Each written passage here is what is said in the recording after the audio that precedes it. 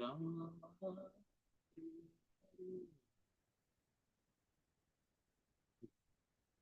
Hare Krishna, Hare Krishna, Krishna Krishna, Hare Hare, Hare Rama,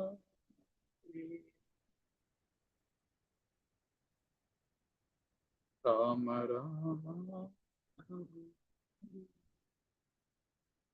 Hare Krishna Mataji, Hare Krishna Prabhu, Hare Krishna. Hare Krishna, Hare Krishna. Hare Krishna Mataji, Hare Krishna. யாராவது மங்களாச்சாரம் படிக்கிறீங்களா? நான் படிச்சிட்டுமா? ஹரே கிருஷ்ணா பிரபு. ஹரே கிருஷ்ணா பிரபு, அது attendance எப்படி போடணுங்க? என்ன Mataji? Attendance அட்டெண்டன்ஸா? நீங்க குரூப்ல ஒண்ணு பண்ணுங்க மாதாஜி. மணிமேகலை மாதாஜி, ஹரே கிருஷ்ணா. இல்ல நீங்க குரூப்ல அந்த இதுல சாட் பாக்ஸ் இருக்குங்களா, அதுல உங்க நேமும் உங்க மொபைல் நம்பர் மட்டும் போடுங்க. ஆக்சுவலா உங்க லிங்க் கொடுத்துருப்பாங்க, நம்ம குரூப்லயே லிங்க் போட்டிருப்பாங்க வாட்ஸ்அப் குரூப்ல. அந்த லிங்க்ல நீங்க போயிட்டு அதை கிளிக் பண்ணாவே போயிடும் மாதாஜி. சரிங்க பிரபு. அது ஆகல பிரபு, அது இதெல்லாம் கேக்குது, ஜிமெயில் ஐடி கேக்குது. ஓஹோ அப்படிங்களா? சரி ஓகே. அப்ப நீங்க என்ன பண்ணுங்க, உங்க நேமும் உங்களுடைய மொபைல் நம்பரும் போடுங்க, நான் பார்த்து என்டர் பண்ணிக்கிறேன். சரிங்க பிரபு. சரி. ஹரே கிருஷ்ணா. ஹரே கிருஷ்ணா பிரபு. மங்களாச்சரம் பண்றீங்களா யாராவது? ஹரே வந்துட்டாங்களா மாதாஜி? நான் பண்றேன் குருஜி. பண்ணுங்க. ஓம் அஜ்ஞானதிமிராந்தஸ்ய ஞானாஞ்சனஷலாகயா சக்ஷுரோன்மீலிதம் ஏன தஸ்மை ஸ்ரீ குரவே நமः. ஸ்ரீ சைதன்ய மனோபீஷ்டம் ஸ்தாபிதம் ஏன பூதலே ஸ்வயம் ரூபகதா மாஹ்யம் ததாதி விஸ்வபதாந்திகம். வந்தேகம் ஸ்ரீ குரு ஸ்ரீயுத பதகமலம் ஸ்ரீ குருன் வைஷ்ணவாம்ச ஸ்ரீ ரூபம் சாக்ரஜாதம் சஹகண ரகுநானாந்த்விதம் தம் சஜீவம் சாத்வைதம் சாவதூதம் பரிஜன சகிதம் கிருஷ்ண சைதன்ய தேவம் ஸ்ரீ ராதா கிருஷ்ண பாதான் சஹகண லலிதா ஸ்ரீ விஷாகான்விதாம் ஸ்ரீ கிருஷ்ணா கருணா சிந்தோ தீனபந்தோ ஜகத்பதே गोपेश गोपिका कांता राधा गाता नमोस्तुते तब्ध कांचन गौरांगी राधे वृंदावनेश्वरी वृषभानुसुदे देवी प्रणमामि हरिप्रिये वाञ्छा कल्पतरुश्च कृपा सिन्धुश्च देव च पतितानां पावनेभ्यो वैष्णवेभ्यो नमो नमः. श्री कृष्ण चैतन्य प्रभु नित्यानंद श्री अद्वैत गदाधर श्रीवासादि गौरव भक्त वृंदा. हरे कृष्णा कृष्ण कृष्णा हरे हरे, हरे राम राम राम हरे हरे. नमः ओं विष्णुपादाय कृष्ण प्रेष्ठाय भूतले श्रीमते भक्ति वेदांत स्वामिनिधि नामिने. नमस्ते सरस्वते देवे गौरवाणी प्रचारिणे निर्विशेष शून्यवादी भासात्य देवदारिणे. हरे कृष्णा कृष्ण कृष्णा हरे हरे, हरे राम राम राम हरे हरे. ஹரே கிருஷ்ணா மாதாஜி, அழகா பண்ணீங்க. சரி, நானும் ஒரு சின்ன மங்களாச்சாரம். ஓம் நமோ பகவதே வாசுதேவாய, ஓம் நமோ பகவதே வாசுதேவாய, ஓம் நமோ பகவதே வாசுதேவாய. ஓம் ஹரே கிருஷ்ணா. வந்திருக்க எல்லாருக்கும் நமஸ்காரம்.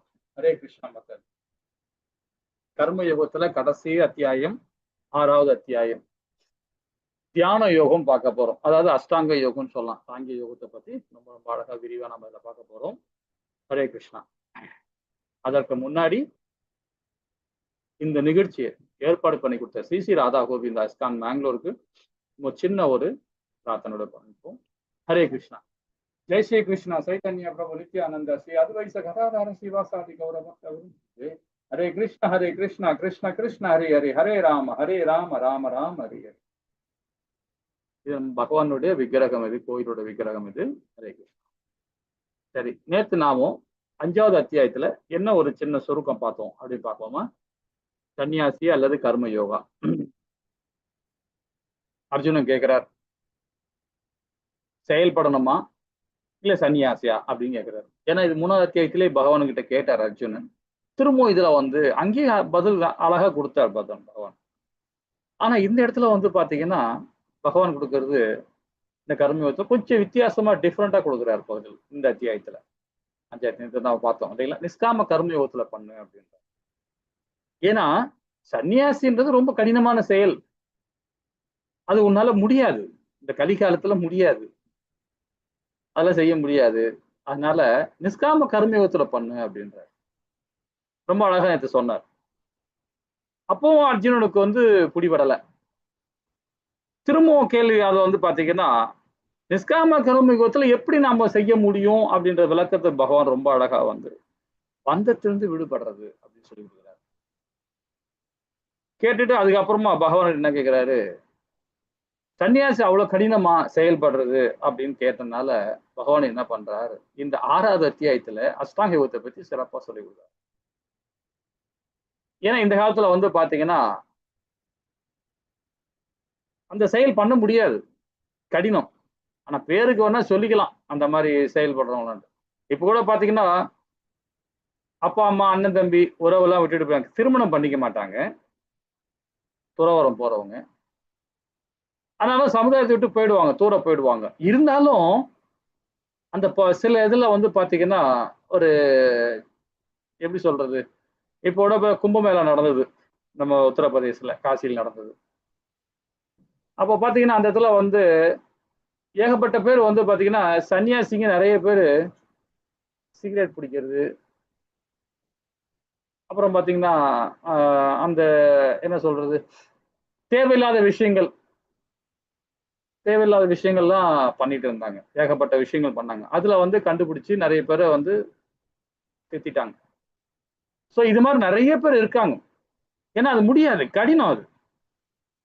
அந்த செய்ய முடியாது. அதுதான் இந்த அத்தியாயத்துல பகவான் நமக்கு ரொம்ப அழகா விளக்க போறார். பகவான் கிருஷ்ணன் மீது கவனம் செலுத்தும் போது விடுதலைகள் சொல்றாரு. அதுலயே அந்த அத்தியாயத்துல நேற்று வார்த்தை அத்தியாயத்துல நிறைய விஷயங்கள் நம்ம சொல்லி கொடுத்தார். பக்தியில தான் சிறந்ததுன்றார். பக்தி தான் சிறந்தது. அப்ப அந்த அஷ்டாங்க யோகம்னா என்ன அப்படின்னு அர்ஜுனன் கிருஷ்ணன் கேட்கிறான். பகவான் போன அத்தியாயத்துல கேட்டான். இப்போ அதுக்குள்ள விளக்கத்தை நம்ம இன்னைக்கு கொடுக்க போறாரு பகவான். 6வது அத்தியாயத்துல அதோட விளக்கத்தை கொடுக்கிறார். அஷ்டாங்க யோகம் முன்னேறுதல் என்ன அப்படின்னு பாத்தீங்கன்னா 1ல இருந்து 9வது பதம் வரைக்கும் 8 விதமான நிலைகள். அந்த நிலைகள் தான் வந்து அஷ்டாங்கம் சொல்றது. இந்த அஷ்டாங்கத்துல 8 நிலையை சொல்ல போறார். ரொம்ப அழகா விரிவா நம்ம பார்ப்போம். 9வது பதம் வரைக்கும் பார்ப்போம். அஷ்டாங்க யோகத்தின் நிலைகள் வந்து பாத்தீங்கன்னா 10ல இருந்து 32 வரைக்கும். இப்ப ஆசனம் அமைக்கும் முறை, வித்யாகாரா, இது மாதிரி நிறைய சொல்லுவோம். 8 இது இருக்கு. கடைசி சமாதி நிலை. அதை பத்தி விளக்கமா வந்து ஒரு பதம் மூலியமா நாம் நிறைய விஷயங்கள் பார்க்கலாம். 33, 36 ஏன் மனதை கட்டுப்படுத்துங்கள் அந்த மாதிரி ஸ்தானத்துல கேட்க போறார், சொல்றாரு. இதுக்கு அர்ஜுனன் வந்து ரொம்ப அழகா 33ல 34 கேள்வி கேட்கிறான் பகவான் கிட்ட. அவர் கேட்கிறார், குடுவை, அதாவது காட்டை கூட பிடிச்சி குடுவையில அடைச்சி வச்சிருவோம் கிருஷ்ணா, ஆனா மனதை கண்ட்ரோல் பண்ண முடியல கிருஷ்ணா அப்படின்றாரு. அப்போ உடனே பகவான் சொல்றாரு, காற்றையே உன்னால பிடிச்சி அடைக்க முடியும் போது மனதை கண்ட்ரோல் பண்ணனா கொஞ்சம் கடினம் தான். ஒத்துக்கிறார், பகவானே ஒத்துக்கிறார், கடினம் தான். ஆனா அதை பயிற்சி பண்ண கண்டிப்பா சாத்தியப்படும், 100% சாத்தியப்படும். அதுவும் இந்த 36வது பாதம் வரைக்கும் ரொம்ப அழகா பகவான் கொடுக்கிறார், விளக்கம் கொடுக்கிறார். தோல்வியற்ற யோகியின் இலக்கு என்ன அப்படின்றார். இப்ப 2 விதமா பக்தரை பிரிக்கிறார் இந்த இடத்துல வந்து. 32 வரைக்கும் நம்ம அஷ்டாங்கத்தை பத்தி படிப்போம். அதுக்கப்புறம் பாத்தீங்கன்னா பக்தி எப்படி பண்ணணும்னு சொல்றார். அதை பத்தி விளக்கம் கொடுக்கிறார். இப்போ நாமெல்லாம் வந்து இப்பதான் பகவத்கீதையை தொடரும். முன்னாடி படிச்சிருப்போம். இப்ப நிறைய விஷயங்கள் உள்வாங்க போறோம். இனி படிக்க போறோம், நிறைய படிக்க போறோம். அப்ப நாம எல்லாம் பாத்தீங்கன்னா கனிஷ்டக அதிகாரின்னு சொல்லலாம், ஆரம்ப கட்ட பக்தர்னு சொல்லலாம். இப்ப இந்த பக்தர்கள் வந்து இந்த பக்தியில கொடுக்கும் போது நாம வந்து நம்ம இலக்கை அடைய முடியாம இறந்துட்டோம்னு வச்சுங்களேன், நம்ம உடலை விட்டு ஆத்மா போயிடுச்சுன்னா எந்த லோகத்துக்கு போறோம், நம்ம என்ன நற்கதி அடைகிறோன்றத இந்த அத்தியாயத்துல பகவான் விளக்குறாரு. 46, 47 வந்து பாத்தீங்கன்னா இதுலயே வந்து மத்தியம அதிகாரின்னு அடுத்த நிலை. நிறைய நாள் வந்து பயிற்சி பண்ணியிருப்பாங்க, நிறைய நாள் வந்து பக்தியில பயிற்சி பண்ணியிருப்பாங்க. ஆனாலும் அந்த இலக்கை அடைய முடியாம அவங்க இறந்துட்டாங்கன்னா அவங்க எங்க போய் சேர்றாங்கன்றதையும், அவங்க என்ன நற்கதி அடைகிறான்றதையும் நமக்கு கொடுக்க போறாரு இந்த அத்தியாயத்துல. இதை பத்தி விரிவா படிப்போம். ஆனா 32 பதம் வரைக்கும் அஷ்டாங்க யோகத்தோட நிலைகளை நம்ம பார்க்க போறோம். அது எந்த மாதிரி இருக்கும், எப்படி நம்ம வந்து அந்த நிலையை கண்டு அதை வந்து எப்படி நம்ம பயிற்சி பண்ணணும் அப்படின்றதையும் பகவான் இங்க கொடுக்க போறார். இப்ப யோகம் என்றால் என்ன அப்படின்னு பாத்தீங்கன்னா, இந்த உடல்ல நம்ம வந்து 7 விதமான சக்கராஸ் இருக்கு. 7 விதமான சக்கராஸ் நம்ம உடல்ல இருக்கு. அந்த 7 விதமான சக்கராஸ் வந்து எப்படி இயங்குது, இதனால உடல் கூறுல எப்படி நம்ம செயல்படுது அப்படின்றதெல்லாம் வந்து இந்த லெவல்ல படிக்க முடியாது. 2வது லெவல்ல தான் நம்ம வரும்போது நிறைய விஷயங்கள் படிக்கலாம். ஏன்னா நமக்கு டைம் பத்தாது. சொன்னா கரெக்டா சொல்லணும். நம்ம சுருக்கமா சொல்ல போனா, இந்த 2 புருவத்துக்கு நடுவுல இந்த இடத்துல வர ஒரு சக்கராஸ் இருக்கு. இது அஞ்சனா சக்கராஸ் சொல்லுவாங்க. இது நல்லபடியா நமக்கு செயல்பட்டாவே போதும். அதுதான் பக்தி. அந்த பக்தியில நம்ம அது பண்ணாவே போதும். மத்த 6 சக்கராஸும் ரொம்ப அழகா இதாகும். இந்த இடத்துல இருக்க சக்கராஸ் தான் அது. அதுக்கு அஷ்டாங்க யோகத்துல என்ன சொல்றாங்க பாத்தீங்கன்னா, இந்த 2 கண்ணையும் இந்த நாசி மூக்குக்கு முன்னாடி கொண்டு வரணும். இந்த பார்வையை இப்படி கொண்டு வரணும். அப்ப பார்த்தா நொல்ல கண்ண மாதிரி இருக்கும். பார்த்தா வித்தியாசமா தெரியும் நமக்கு அது. 2 கண்ணையும் கொண்டாந்து மூக்கு நெத்தில எப்படி இப்படி பார்த்தா எப்படி இருக்கும்? மூக்க பக்கம் பார்க்க முடியுமா? கொஞ்சம் கடினமா இருக்கும். அதை வச்சு அந்த கண்ணை கொண்டு வந்து வச்சுக்கிட்டு பகவானை நினைச்சு தியானம் பண்ணணும். அப்ப கொஞ்சம் கடினம் தான் அது. ஆனா பகவான் என்ன சொல்றாரு பாத்தீங்கன்னா, என்னுடைய விக்கிரகம், என்னுடைய லீலை, என்னுடைய வைபவம், அத மனசுல நிறுத்தணும். நிறுத்தி நாம தியானம் பண்ணலாம். ரொம்ப எளிமையான வழி அதுதான். ரொம்ப எளிமையான வழி. அப்ப பாத்தீங்கன்னா இந்த எல்லா சக்கராசனும் வந்து அழகா ரொட்டேட் ஆகும். உடல்ல நோயே வராது, துன்பமே கிடைக்காது, நம்ம துன்பமே வராது நமக்கு. அந்த மாதிரி பண்ணும்போது இப்ப பாத்தீங்கன்னா எந்த சக்கராசை பத்தி கவலைப்படவே மாட்டோம். நாம 7 சக்கராசை பத்தி கவலைப்பட மாட்டோம். நல்லா சாப்பிடுவோம், நல்லா பகவானுக்கு பக்தி கொடுப்போம், சிந்தனை நல்ல சிந்தனை இருக்கும், நல்ல செயல் இருக்கும். அப்புறம் நமக்கு எதுக்கு அந்த சக்கராசு சூப்பரா ரொட்டேட் ஆகும். சீக்கிரமா பகவான்கிட்ட போறதான் ஆசைப்படுவாங்க. அந்த நிலை வந்துட்ட பிறகு எனக்கு ஒண்ணும் இல்லப்பா, நான் இப்ப கூட இருப்பேன், இன்னும் கூட 100 வருஷம் வாழ்வேன், வாழ்ந்தாலும் பகவானுக்கு பக்தி கொடுத்துதான் இருப்பேன், அவருக்கு சேவை பண்ணிட்டு தான் இருப்பேன் அப்படின்னும் போது அவன் ஏன் சாவை பத்தி கவலைப்பட போறான் இல்லைங்களா? அந்த சக்கராசு எங்க சுத்தினான்னா எப்படி போனா அவனுக்கு அதை பத்தி கவலையே இல்லை. இந்த உடல் கிடைச்சிருக்கு, பகவான் கொடுத்திருக்கிறார். என்னுடைய கர்மா மூலியமா இந்த உடல் கிடைச்சிருக்கு, பகவான் அருளோட எனக்கு கிடைச்சிருக்கு. அப்போ நான் பகவானுக்கு தொண்டு பண்ண போறேன் அப்படி நிலையில போயிட்ட பிறகு இதை பத்தி கவலைப்படவே மாட்டான். இருந்தாலும் பக்தி கொடுக்கும் போது, பகவானுக்கு தியானம் பண்ணும் போது நீங்க கொடுக்கும்போது பாத்தீங்கன்னா இந்த சக்கராஸ் ரொம்ப அழகா வேலை செய்யும். ஹரே கிருஷ்ணா மகாமந்திரம் சொல்ல சொல்ல பாத்தீங்கன்னா இந்த சக்கராஸ் நல்லா வேலை செய்யும். வேலை செய்யும்போது பாத்தீங்கன்னா உடல்ல வந்து இதை பார்க்கும். சித்து தெரிஞ்சவங்க என்ன பண்ணுவாங்கன்னா, இந்த 7 சக்கராஸோட நிலையை வந்து பார்ப்பாங்க. அவங்களால பார்க்க முடியும். ஏன்னா இப்ப நம்மளுடைய பிரெயின் இருக்கு, மூளை இருக்கு. நம்ம மூளையை வந்து எவ்வளவு யூஸ் பண்ண முடியும் அப்படின்னு பாத்தீங்கன்னா, நான் சொல்லல, இது சயின்ஸ் சொல்லுது. சயின்ஸும் ஒரு ஆர்டிக்கல்ல சொல்றாங்க, ஒரு பெரிய நிபுணர் சொல்றாங்க. அவங்க என்ன சொல்றாங்க பாத்தீங்கன்னா, இந்த மூளையை வந்து 20% கூட யூஸ் பண்ணல நாம யாருமே. 20% கூட யூஸ் பண்ணல. மீதி 80% யூஸ் பண்ணாம கிடக்கும். 10% யூஸ் பண்றவங்க வந்து பாத்தீங்கன்னா 10 கூட இல்ல, 8ல இருந்து 10 வரைக்கும் யூஸ் பண்றவங்க பாத்தீங்கன்னா ஒரு சாதாரண ஒரு கடிநிலை, அதாவது பாத்தீங்கன்னா நார்மலா உள்ள ஒரு ஒரு ஆத்மா தான் செயல்படுமா. அந்த மாதிரி அதுதான் அந்த மூளை யூஸ் பண்ணுமா. ஒரு நடுத்தரகம் இருக்குன்னு சொல்லலாம். ஒரு கீழ்மையான உள்ளவங்க அந்த மைண்டை யூஸ் பண்ணுவாங்க. எதுக்கும் போதைக்கு அடிமையா இருக்கிறவங்க, இந்த மாதிரி உள்ளவங்க. அதே வந்து பாத்தீங்கன்னா அந்த பிரெயினை 10ல இருந்து ஒரு 12% யூஸ் பண்றவங்க டெக்னீஷியல், அதாவது பாத்தீங்கன்னா நிறைய ஒரு இன்ஜினியர்ஸ், ஒரு டாக்டர்ஸ், பௌதிகமான விஷயங்கள்லாம் செயல்படுறாங்க இல்லையா, பெரிய பெரிய ஹையர் பொசிஷன் இருக்காங்களே, அவங்க கொஞ்சம் யூஸ் பண்ணிப்பாங்க. 12%, 10ல இருந்து இப்போ ஒரு 12% யூஸ் பண்றாங்க. 12ல இருந்து ஒரு 15% வரலும் யூஸ் பண்றவங்க யாருன்னு பாத்தீங்கன்னா கர்ம யோகிகள். கர்ம யோகிகள்னு சொல்ல போனா பக்தி மார்க்கத்துல செய்றவங்க. அவங்க நிறைய பிரெயினை யூஸ் பண்ணுவாங்க. காரணம் என்னன்னு பாத்தீங்கன்னா 24 மணி நேரமும் பகவான் நினைக்கும் போது பாத்தீங்கன்னா நிறைய விஷயங்கள் அவங்களுக்கு வந்து ஞானம் கிடைக்கும். அவங்களுக்கு அந்த ஞானத்தை மத்தவங்களுக்கு ஏதாவது உபயோகப்படுமேன்னு சொல்லிட்டு அவங்க மத்தவங்களுக்கு சொல்லி கொடுப்பாங்க, சொல்லி கொடுத்துட்டு இருப்பாங்க. பாராயணம் பண்ணிக்கிட்டே இருப்பாங்க. நிறைய ஞாபக சக்தி வந்துகிட்டே இருக்கும் அவங்களுக்கு. ஞாபக சக்தி உருவாக பாத்தீங்கன்னா மெமரி பவர். இப்போ நாம ஒரு மாதாஜி இருக்கிறாங்க, தெலுங்கு ஆந்திர பிரதேசத்துல இருக்காங்க. இப்ப நம்ம சென்னையில் தான் இருக்கிறாங்க. அவங்க ஒரு நாளைக்கு அந்த மத்த நாள் விடுங்க, அந்த ஏகாதேசி அன்னைக்கு பாத்தீங்கன்னா 16 முறை பகவத்கீதை படிப்பாங்க.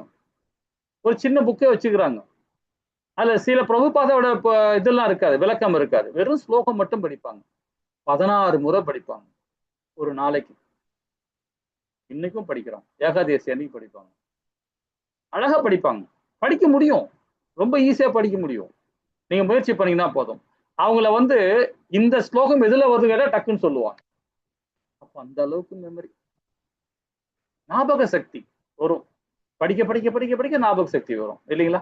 அது பகவானுடைய கருணை மூலியமா தான் கிடைக்கும். எல்லாரும் முடியாது, முடியும், முயற்சி பண்ணாதான் முடியும் இல்லைங்களா? அதுக்கு இந்த சக்கராஸ் ரொம்ப இம்பார்ட்டன்ட். இது ஒண்ணு மட்டும் தெரிஞ்சா போதும். இந்த மாதிரி ஞானிகளுக்கு, இந்த மாதிரி கர்ம யோகிங்களுக்கு இவங்களால பண்ண முடியும். இவங்களுக்கு குடும்பம் கிடையாது, சமுதாயம் கிடையாது, எதுவுமே கிடையாது. எங்கேயாவது இயற்கை வளங்கள்ல போயிட்டு இந்த மாதிரி தவம் இருப்பாங்க. ரொம்ப கடினமான செயல். இது மாதிரிலாம் பண்ண முடியுமா பாருங்க. ஒரு சும்மா காலத்துக்கு நீ விரிச்சு வச்சா போதும், அச்சு சச்சிச்சோ கால் வலிக்குது உட்காந்துப்போம். இந்த மாதிரிலாம் பண்ண முடியுமா? யோசனை பண்ணி பாருங்க. இப்ப கூட பாருங்க, நிறைய வீடியோல வந்துட்டு இருக்கு. ஸ்னோல பாத்தீங்கன்னா இது வரைக்கும், இடுப்பு வரைக்கும் அந்த பனியில உள்ள உள்ள உட்காந்துட்டு வெறும் ட்ரெஸ்ஸே போடாம இருக்கிறார். வெறும் கோமணம் மட்டும் கட்டிட்டு இருக்காரு, அவ்வளவுதான். மேல கூட ஒரு துணி கூட போடல. போட்டு உட்காந்துக்கிட்டு அந்த தண்ணியிலே குளிக்கிறார். ஐஸ் வாட்டர் தண்ணியிலே குளிக்கிறார். குளிச்சுட்டு அதெல்லாம் எவ்வளவு டிகிரி தெரியுங்களா? -40, 35, 40 டிகிரி இருக்கும். அவ்வளவு தண்ணியில அந்த குளிக்கிறார். குளிச்சுட்டு பகவானுக்கு தியானம் பண்றார். அது நம்மளால முடியுமா? யோசனை பண்ணி பாருங்களேன் இல்லைங்களா? அது நம்ம தேவையே இல்லை. அதாவது இந்த அத்தியாயத்துல ரொம்ப அழகா பகவான் கொடுக்கிறார். பாப்போமா? ஹரே கிருஷ்ணா. 8 அங்க இணைப்புன்னு சொல்லப்படுது. அதுதான் அஷ்டாங்க யோகம்னு சொல்லப்படுது. அது ஒரு நிலையா பார்ப்போம். ஃபர்ஸ்ட் ஏமம், அத வெளிப்புற பண்புகள்.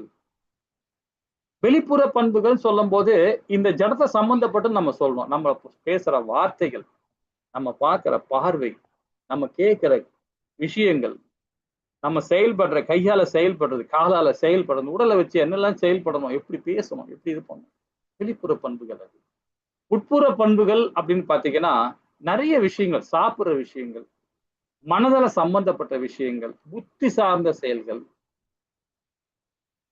இது நியமனம் சொல்லப்படுது. ஆசனம் அமைக்கும் விதம், உட்காரும் விதம், தியானம் அமைக்கிற விதம். இந்த பாத்தீங்கன்னா இது ஒரு ஆசனம் அமைக்கிறனா, நம்ம சாதாரணமா மீட்டிங்கல்ல ஒரு யோகா பண்றாங்க, தியானம் பண்ண நம்ம திரும்ப கட்டாந்தரில் உட்காருவாங்க. அது மாதிரி உட்காரவே கூடாது. தியானம் பண்ணும் போது இப்போ கூட நீங்க கூட சொல்றேன், வீட்டுல உட்கார்ந்து இருக்கீங்களா, கீழே உட்காடுறீங்களா, ஒரு மேட் போட்டுங்க. அதுக்குன்னு ஒரு மேட் வாங்கி வச்சுங்க. ஒரு மேட் வாங்கி வச்சுணும். நான் எங்க போனாலும் ஒரு மேட் வச்சுன்னு தான் போவேன். எங்க நின்னாலும் ஹரிநாமத்தை சொல்றேன்னா மேட்டை மேல வச்சுதான் சொல்ல, வெறும் தரையில சொல்லக்கூடாது. அது பலனே கிடையாது, பலனே கிடையாது. வெறும் தரையில உட்காரவே கூடாது. ஒரு ஆசனம் அமைக்கணும். அவன் தான் கர்ம யோகி. சில பேர் நடந்துட்டே போய் சொல்லி படிச்சுட்டு போவாங்க. படிக்க தப்பு இல்லை, ஆனா செய்யக்கூடாது. உட்கார்ந்து அவர் இடத்துல நிலையான உட்கார்ந்து அழகா பகவானுக்கு ஒரு கீழே கிளாத்தை போட்டு உட்காந்துக்கிட்டு தியானம் பண்ணா அது சீக்கிரமா நமக்கு ஆன்மீகத்தை கொடுக்கும். நம்முடைய மைண்ட் நல்லா வேலை செய்யும், நம்ம உடல் நல்லா திடகாத்திரமா இருக்கும். சும்மா ஒண்ணும் கிடையாது. ஏன்னா பூமியில உள்ள கதிர்வீச்சுகள் நம்மளுடைய நிலம் சும்மா நீங்க அதே ஒரு வயக்காட்டுல போயிட்டு போனோம்னு வச்சுக்கலாம், அங்க வெறுங்காலில் நடக்கணும். நடக்கணும்னா அங்க உள்ள எனர்ஜி நம்ம உடல்ல படும் போது பாத்தீங்கன்னா நிறைய நமக்கு ஒரு எனர்ஜி கிடைக்கும், புத்துணர்ச்சி கிடைக்கும் நமக்கு இல்லைங்களா? அது மாதிரி ஆசனம் அமைக்கணும். எப்படி ஆசனம் அமைக்கின்றது இந்த இடத்துல சொல்லி கொடுக்குறாரு 3வது இதுல. 4வது தியானம், அதாவது மூச்சு பயிற்சி. இப்ப நம்ம அதுக்கெல்லாம் என்ன பண்ணுவோம், காலைல 3 வேளை சந்தியாவந்தனம் பண்றோம். அதே நம்ம மூக்க பயிற்சி நம்ம பண்ணுவோம். சாதாரணமா காலைல சூரிய நமஸ்காரம் பண்ணும்போது நம்ம பண்றோம். மூக்கு அடைச்சி இந்த பகுதிக்கு அடைச்சி இதெல்லாம் பண்றோம். அது ஒரு நேரம் பண்ணா போதும் இல்லைங்களா? அதுக்கு காயத்ரி மந்திரம் சொல்லும் போது பூனல நம்ம இது பண்ணிக்கிட்டு மறைச்சிக்கிட்டு நம்ம பகவானுக்கு நம்ம சொல்றோம் சந்தியாவந்தனம் பண்ணும்போது. ஆனா மத்த நேரம் பண்ணணும்னு அவசியமே இல்லை. ஏன் சார் அவசியம் இல்லைன்னு பாத்தீங்கன்னா, ஹரே கிருஷ்ணா மகாமந்திரம் சொன்னாவே போதும். எப்படின்னு சொல்ல பாருங்கன்னா, இப்ப நான் ஒரு வார்த்தை சொல்றேன் பாருங்க. 3 வாட்டி ஹரே கிருஷ்ணா மகாமந்திரம் சொல்றேன். எங்க மூச்சு எடுக்கிறேன், எங்க மூச்சு விடுறேன் நீங்களே பாருங்க. ஹரே கிருஷ்ணா கிருஷ்ணா கிருஷ்ணா ஹரி ஹரி, ஹரே ராம ராம ராம ஹரி ஹரி, ஹரே கிருஷ்ணா கிருஷ்ணா கிருஷ்ணா ஹரி ஹரி. இப்பதான் மூச்சு விடுறேன், எடுக்கிறேன். இல்லைங்களா? இப்ப என்னால முடிஞ்ச வரைக்கும் நான் இவ்வளவு நேரம் பேசிட்டு இருந்தனால எனக்கு அந்த எனர்ஜி இல்லை. ஆனா நான் வந்து 5 மணி சுத்தம் போதுதான் ஒரு மூச்சை விடுவேன். 5 மணி. இது யாரும் பயிற்சி பண்ணாதீங்க, தயவு செய்து பண்ணாதீங்க. 1 மணிக்கே 2 முறை 3 முறை மூச்சு எடுங்க, ரொம்ப நல்லது. இது பயிற்சி பண்ணதான் அது மாதிரி வரும். இப்ப பகவானை நினைச்சுக்கிட்டு நம்ம அழகா நாம உட்கார்ந்து பண்ணோம்னா 1 மணிக்கே நம்ம மூச்சு எடுக்கலாம். அப்ப மூச்சு விடும் போது பாத்தீங்கன்னா, மூச்சு எடுக்கும் பாத்தீங்களா, ஹரே கிருஷ்ணா கிருஷ்ணா கிருஷ்ணா ஹரி ஹரி, ஹரே ராம ராம ராம ஹரி ஹரி. இப்படி சொல்லும் போது பாத்தீங்கன்னா அந்த மூச்சு உள்ள பிடிக்கும். அப்புறம் ஹரிநாமத்தை சொல்லி விட்ட பிறகு மூச்சு திருப்பி வெளியே விடும். இது மாதிரி பண்ணி பாருங்களேன். 108 முறை சொல்லி பாருங்களேன், ஒரு ரவுண்டு பண்ணி பாருங்களேன். இதாங்க மூச்சு பயிற்சி. இதை விட வேற என்ன இருக்கு? ஹார்ட்டுக்கு சும்மா அப்படியே நல்லபடியா உடம்புல ஃபுல்லா எல்லா நாடி நரம்புகளுக்கும் ஹரே கிருஷ்ணா மகாமந்திரம் சொல்லும் போது பாத்தீங்கன்னா எல்லா இடத்துலயும் எனர்ஜி கிடைக்கும். உங்களால முடியலையா? ஹரே கிருஷ்ணா கிருஷ்ணா கிருஷ்ணா ஹரே ஹரே, ஹரே ராம ராம ராம ஹரி ஹரி. இப்படி சொல்லுங்க, பிரச்சனையே இல்லை. பகவான் நாமன் சொல்ல சொல்ல சொல்ல பாத்தீங்கன்னா அதான் பிராயணம். இதுதான் யோகாஸ், இதுதான் தியான முறை, இல்லைங்களா? அடுத்தது பாத்தீங்கன்னா வித்தியாகாரம், புலன் அடக்குதல். ஏன்னா புலனை அடக்குறது ரொம்ப கடினம், இல்லைங்களா? நேத்துல ஒரு கதை சொன்னேன் பாத்தீங்களா? என்னன்னு பாத்தீங்கன்னா, ஒருத்தரை ஜபம் செய்ய சொன்னா செய்வீங்களா? இல்ல ஒரு ஆபீஸ்ல ஒரு இம்பார்ட்டன்ட் மீட்டிங் ஒண்ணு இருக்கு, கால் வரும், அதை அட்டன் பண்ணணும். வீட்டுல ஒருத்தர் ஒரு ஆளுக்கு நோய்வாய்ப்பட்டு இருக்கிறாங்க, அவங்கள ஹாஸ்பிட்டலுக்கு கூட்டு போகணும், ஹரிநாமத்தை சொல்லி ஆகணும். இந்த 3க்கும் ஒரே டைம்ல செஞ்சோம்னா எதை தவிர்ப்பீங்க? நீங்களே யோசனை பண்ணி பாருங்களா, எதை தவிர்ப்பீங்க? ஹரே கிருஷ்ணா மகாமந்திரம் அப்புறம் சொல்லலாம், ஒன்றும் பிரச்சனை இல்லை. நோய்வாய்ப்பட்டிருக்காரு மூலம் ஹாஸ்பிட்டலுக்கு கூட்டு போக, இல்ல ஆபீஸ்ல முக்கியமான கார்ல அது 10-40 பேர் வேலை பார்க்கறாங்க, அவங்களுக்கு பிசினஸ் ஸ்பாயில் ஆயிடும், அவங்களுக்கு தொழில் சம்பந்த பிரச்சனை வரும், அதுவும் இம்பார்ட்டன்ட் ஆச்சு. அப்படி என்ன ஃபர்ஸ்ட் எது தவிர பண்ணு பாத்தீங்கன்னா ஹரே கிருஷ்ணா மகாமந்திரம் தவிர்த்து வச்சுக்குவோம், போற வச்சுக்குவோம். ஏன்னா நம்ம சனாத தர்மத்துல பகவான் யாருக்கு தண்டனை கொடுக்க மாட்டார். ஹரே கிருஷ்ணா மகாமந்திரம் சொல்லியே ஆகணும், இல்லைன்னா உங்களுக்கு நிறைய பிரச்சனை கொடுப்பேன்னு பகவான் எந்த இடத்துலயும் சொல்லல. மத்த இடத்துல சொல்றாங்க, டேய் ஞாயிற்றுக்கிழமை கோயிலுக்கு வந்தாகணும், புக்கை எடுத்து படிக்கணும், 5 வேளை தொழுதாகணும் அப்படின்னுவாங்க. நம்ம இதுல வந்து அது கிடையாது. அது உன்னுடைய கர்மா, உன்னுடைய சாய்ஸ், இல்லைங்களா? அப்ப எது பண்றோம் பாத்தீங்க, அப்போ நம்ம அதை தவிர்க்கும் போது நம்ம என்ன ஆகுது பாத்தீங்கன்னா நிறைய பௌதிக சிந்தனை வரும். பௌதிக சிந்தனை வரும்போது அப்ப எப்படி இருக்கும் பாருங்க, புலன்கள் ஆட்டோமேட்டிக்கா கடாமுடான்னு போயிடும். அது ஒரு பக்கம் போகும், கண்ணு ஒரு பக்கம் போகும், மூக்கு ஒரு பக்கம் போகும், வாய் ஒரு பக்கம் போகும், காதணும். இப்ப நம்ம இப்ப ஏதாவது நியூஸ் பார்த்துக்கிட்டே இருப்போம், வீட்டுல ஒய்ஃப் வந்து ஏதாவது நல்ல பலகாரம் செஞ்சுட்டு இருப்பாங்க, இங்க சிந்தனை போகும், அங்கேயும் போகும். இன்னொருத்த என்ன பேசுறான், அவன் என்ன பேசுறான், இவன் என்ன கேட்கறான், இப்படி போயிடும் புலன். அப்ப எப்படி இருக்கும் பாருங்க. ஆனா அதே ஹரே கிருஷ்ணா மகான் சொல்லும் போது பகவானை நினைச்சு பேசிட்டு இருப்பீங்க, பகவான் கிட்ட பேசிட்டு இருப்பீங்க, பகவானுடைய ரூபத்தை நினைச்சுட்டு இருப்பீங்க, அவருடைய லீலையை நினைச்சுட்டு இருப்பீங்க. மத்த எந்த இடத்துல எண்ணம் போவாது, இல்லைங்களா? அந்த புலன். இது வித்தியாகாரம். தாரணை, கவனித்து ஒருமித்தல், ரொம்ப இம்பார்ட்டன்ட். இதுவும் இந்த இடத்துல எப்படி நாம கவனிக்க முடியும்? நம்ம கவனத்தை எப்படி செலுத்த முடியும்? பௌதிகத்துல இருந்தா செலுத்தவே முடியாது, 100% செலுத்த முடியாது. இப்போட கீதையை படிச்சுட்டு இருக்கீங்க, ஆனா மத்தியானம் நைட் என்ன சாப்பிடணும், என்ன பிரசாதம் சாப்பிடணும், நாளை காலைல ஆபீஸ் போகும்போது என்ன பிரசாதம் கொண்டு போகலாம், அப்படிதான் திங்க் பண்ணுவோம் நாம. உண்டுதானே, இல்லைங்களா? அந்த கவனம் வந்து ஒருமித்து பண்ண முடியாது பௌதிகத்துல இருக்கும்போது. அதே ஆன்மீகத்துல இருக்கும்போது பகவான் நினைச்சு செய்யும் போது பாத்தீங்கன்னா கவனம் சிந்தரிக்கும். தியானத்தை எப்படி உள்கொள்ளணும் அப்படின்னு பாத்தீங்கன்னா, இப்ப சொன்னதுதான், இந்த புலன்களை அடக்கும் போது நம்ம எப்படி பகவான் நினைச்சு நாம கண்ட்ரோல் பண்றோமோ அது மாதிரி தியானம். இத பகவான் வந்து ரொம்ப அழகா சொல்றார். 7வது நிலை சொல்றார். 8வது நிலை ஒருமித்தல். இது எல்லாமே இந்த 7ம் நீங்க செயல்பட ஆரம்பிச்சீங்கன்னா ஆட்டோமேட்டிக்கா சமாதி நிலை தான். ஆட்டோமேட்டிக்கா சமாதி நிலை தான். அதுக்கு எது சொல்றாரு பாத்தீங்கன்னா, புத்தி கிடையாது. இந்த உடல், மனதை, நம்முடைய செயலை மாற்றம் தான் இந்த 8 நிலை கண்ட்ரோல் பண்ணும். புத்தியை கண்ட்ரோல் பண்ணாது. புத்தியை விட்டுருங்க. முக்கியமா சொல்றது அஷ்டாங்க யோகத்துல இந்த உடல், செயல், மனம் இந்த 3மே கண்ட்ரோல் பண்றதுதான் இது. இந்த 8 நிலை. ஆனா இதுக்கப்புறமும் ஒரு நிலை இருக்கு பாத்தீங்களா? அதுதான் இம்பார்ட்டன்ட். இது பக்தி. பக்தி பண்ணாதான் உங்களுக்கு முத்தி. இந்த 8 நிலை பண்ணாலும் முத்தி கிடைக்காது. சொர்க்கம் தான் போக முடியும். 6 லோகத்தான் போக முடியும். இதுவும் பகவான் கொடுக்கிறார். பாப்போமா? ஹரே கிருஷ்ணா. இப்போ நேத்து நாமும் இந்த ஸ்லோகத்தை படிக்கல. நம்ம ஷார்ட்டா முடிச்சுட்டு வந்துட்டோம். 27, 28 போன அத்தியாயத்துல உள்ளது. அந்த இடத்துல போட்டாங்க. நம்ம இதுல படிக்கல. இதுல வந்திருக்கோம். பாப்போமா? ஹரே கிருஷ்ணா மாதாஜி. 5வது அத்தியாயத்துல 27, 28 பதம் மாதாஜி. ஹரே கிருஷ்ணா. ஸ்பர்ஷான் கிருத்வா பகிர்பாஹ்யாம்ஷ் சக்ஷுஸ்ஸைவாந்தரே ப்ருவோ பிராணாபானௌ சமௌ கிருத்வா நாசாப்யந்திரசாரிணௌ யதேந்திரிய மனோ புத்திர் முனிர் மோக்ஷப்பராயணக விகதேச்சா பயக்ரோதோ யக சதா முக்த ஏவ சக. ஹரே கிருஷ்ணா. ஹரே கிருஷ்ணா மாதாஜி. அழகா படிச்சீங்க. இந்த இடத்துல நம்ம படிச்சோம் இல்லையா?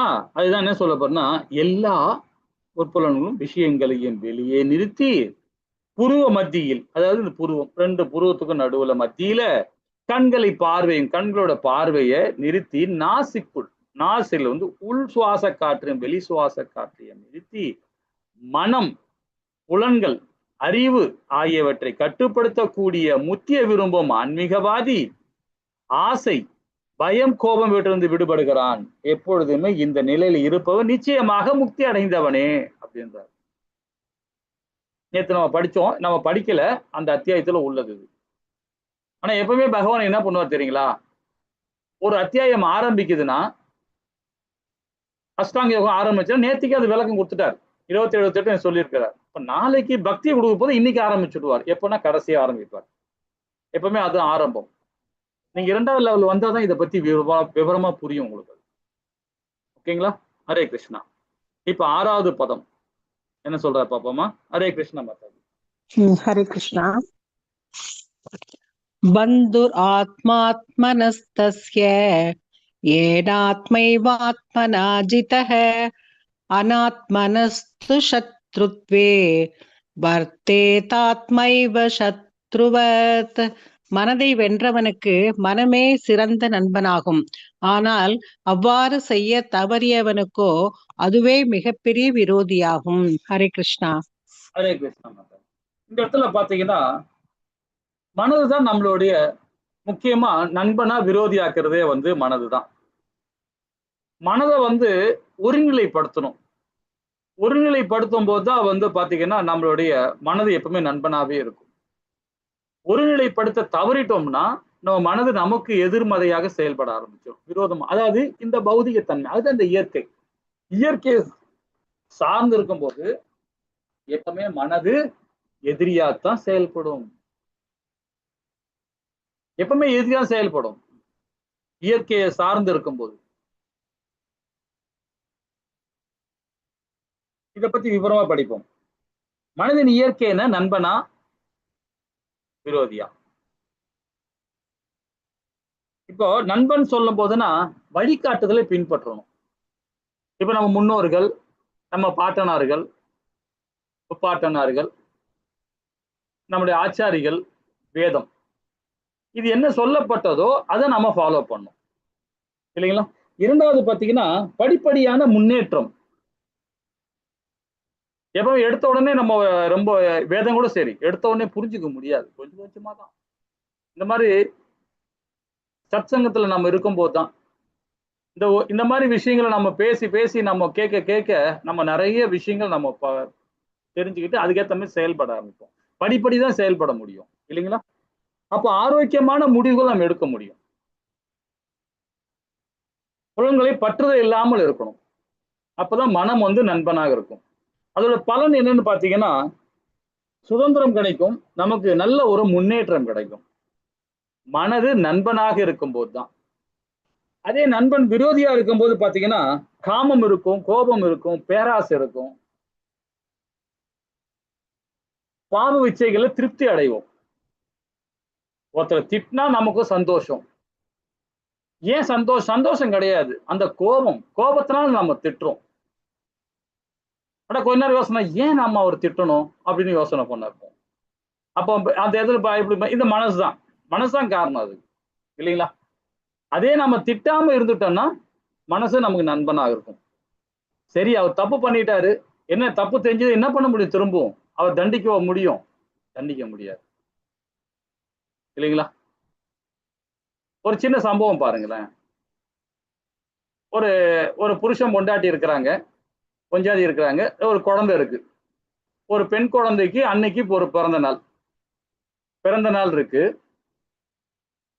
அப்போ அப்பா, அந்த குழந்தையோட அப்பா என்ன பண்றாரு, கேக் வாங்கி எடுத்துன்னு வர்றாரு. எடுத்துன்னு வந்து மனைவி கிட்ட கொடுக்குறாரு. டேபிள்ல வையின்னு சொல்லிட்டு மனைவி கிட்ட கொடுக்க வர்றாரு. அப்ப அந்த அம்மா கீழே தவறி விழுந்துருச்சு. தவறி விழுந்த உடனே 2 பேருமே அப்படியே பாக்குறாங்க. அப்ப அந்த குழந்தைகளும் அப்படியே பார்த்துட்டு இருக்காங்க, 2 குழந்தைகளும். அப்ப அந்த அந்த கணவர் என்ன பண்றாரு, நேரா போயிட்டு ஒரு கேண்டில் கொண்டு வந்துட்டு, அந்த அந்த விழுந்ததுல, கீழே விழுந்ததுல, தரையில விழுந்து பாத்தீங்களா, அந்த கேக்கு மேலேயே, அங்க கேக்கு பக்கத்துல உட்காந்துக்கிட்டு அதுல ஒரு கேண்டில் சொருவி வச்சுட்டு பர்த்டே கொண்டாடுறாங்க. எப்படி இருக்கு பாருங்க. மனைவிக்கு ரொம்ப சந்தோஷமாயிடுச்சு, குழந்தைகளுக்கு ரொம்ப குஜாலமாயி போச்சு. சோ நமக்கு இதுதான் மனது நண்பனாக்குறது. இல்லைன்னு வச்சுங்களேன், நம்ம அவர் புருஷன் திடீர்னு பொண்டாட்டியை போய் கேட்டாருன்னா, என்ன இப்படி பண்ணிட்டியா அப்படின்னா, குழந்தைக்கு எப்படி இருக்கும், அந்த ஏக்கம் இருக்கும், பிரச்சனை பெருசா போகும், இல்லைங்களா? சோ இந்த மாதிரி சாதுரியமா செயல்படணும். அது எப்படின்னா, மனது நண்பனாக இருக்கும் போதுதான். மனது விரோதமாயிடுச்சுன்னா 4 ஆத்மாக்களுக்கு அங்க பிரச்சனை தான். புருஷனுக்கும் பிரச்சனை, பொஞ்சாதிக்கும் பிரச்சனை, குழந்தைகளுக்கும் பிரச்சனை, இல்லைங்களா? இப்ப மனசை எப்பவுமே நண்பனா தான் வச்சிருக்கணும். விரோதியா வச்சிருந்தோம்னா உடலுக்கும், புத்திக்கும், மனதுக்கும், மத்தவங்களுக்கும் தொல்லைதான் என்னைக்குமே. அதுதான் பகவான் ரொம்ப அழகா சொல்றாரு. அப்போ நமக்குள்ளதான் தெய்வீக குணமும் இருக்கு, அசுர குணமும் நமக்குள்ள தான் இருக்கு, இல்லைங்களா? மனது இந்த கோபம் வரும்போது பாத்தீங்கன்னா அசுர குணம் வந்துரும், பேராசை வரும்போது அசுர குணம் வந்துரும். அப்ப அசுர குணம் வராம இருக்கணும்னா தெய்வீகமான குணங்கள் இருக்கணும். அது நம்ம 16ஆம் அத்தியாயத்துல படிப்போம். இதை பத்தி ரொம்ப அற்புதமா படிப்போம். 26 தெய்வீக குணங்கள் குத்துக்கிறார் பகவான். ஆனா ஒண்ணு கூட நம்ம கிட்ட வரமாட்டேன், இல்லைங்களா? அசுர குணம் வெறும் 6 தான். ஆனா நம்ம அந்த 6 பிடிச்சுதான் தொங்கி கிடக்குறோம். ஆனா 26 விட்டுடுறோம். 26 குணம் தெய்வீகமான, அதுல ஒரு குணம் நாம செயல்பட்டா போதுங்க, 25 நம்ம பின்னாடியே வரும். 6 குணமும் வராது, அசுர குணமே வராது, இல்லைங்களா? ஹரே கிருஷ்ணா. சரி, ஹேமத்தை பத்தி சொல்றார் ஃபர்ஸ்ட் 10வது ஸ்லோகத்துல. ஹரே கிருஷ்ணா மக்கள். ஹரே கிருஷ்ணா. யோகி யுஞ்சீத சததம் ஆத்மானம் ரகசி ஸ்தித ஏகாகி யத சித்தாத்மா நிராசோர் அபரிக்கிரஹ. யோகியானவன் தனது உடல், மனம் மற்றும் ஆத்மாவினை பரமனின் தொடர்பில் எப்போதும் ஈடுபடுத்த வேண்டும்.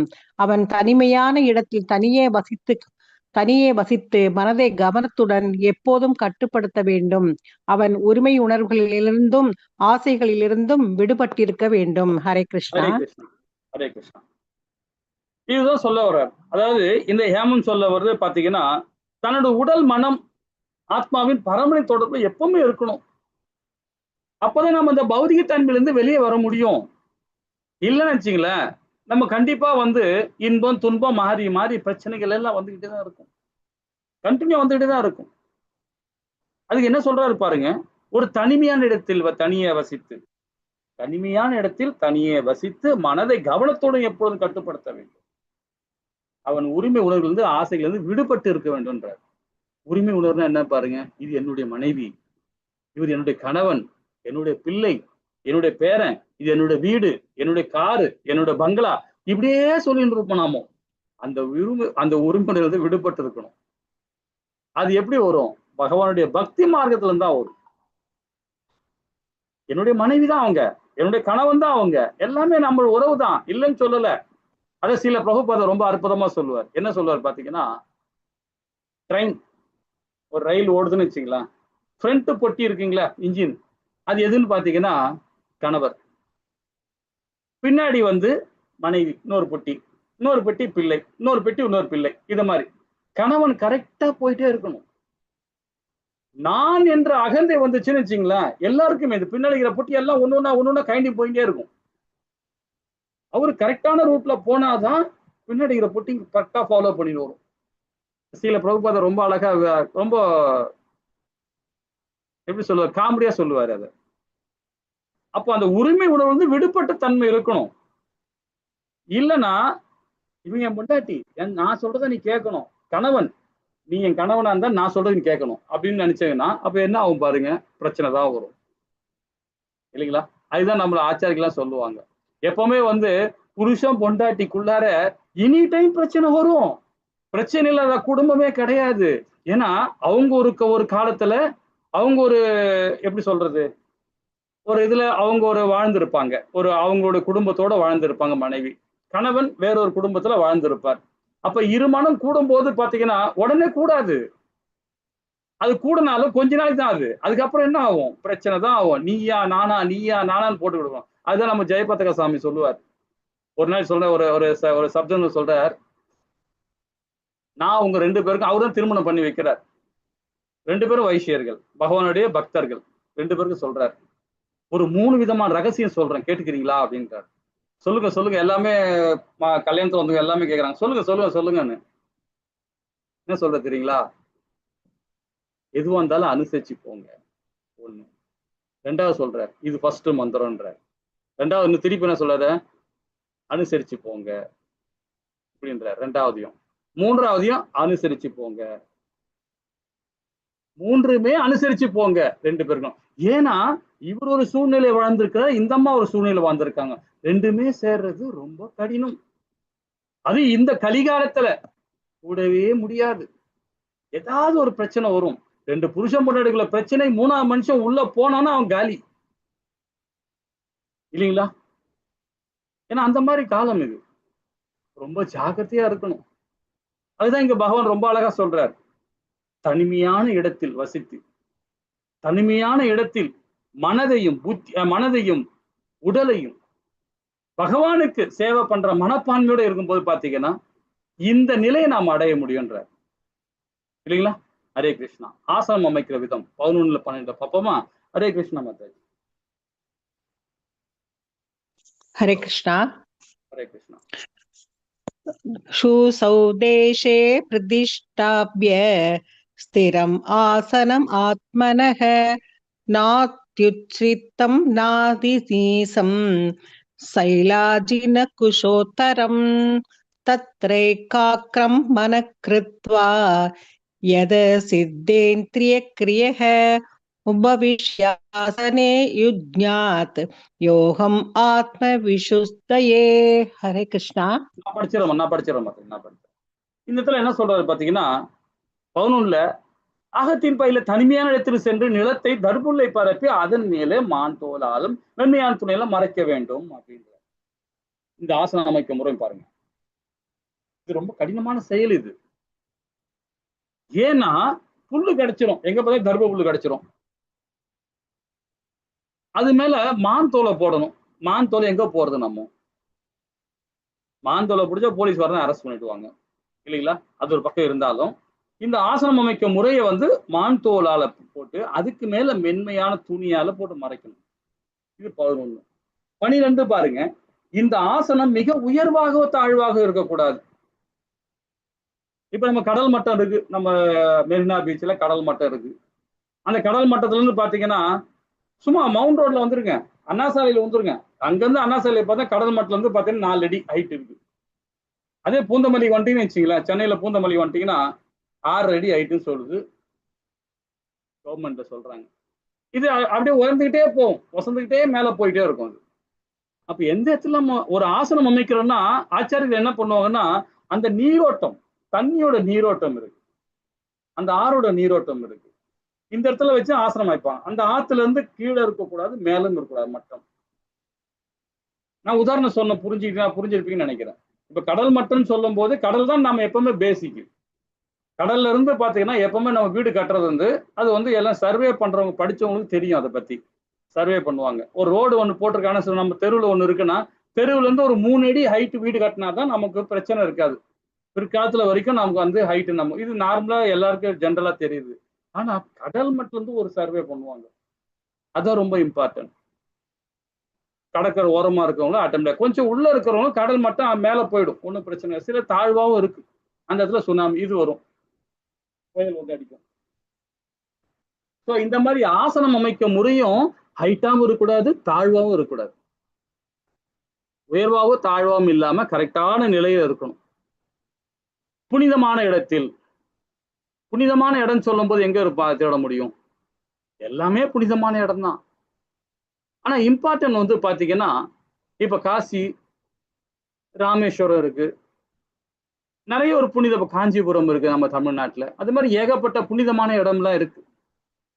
நதிக்கரை ஓரமா உட்காருவாங்க, இல்ல ஒரு வனப்பிரசல போய் உட்காருவாங்க, வனத்துல போய் உட்காருவாங்க. இது மாதிரி ஒரு புனிதமான இடத்தை தேர்ந்தெடுக்கணும்.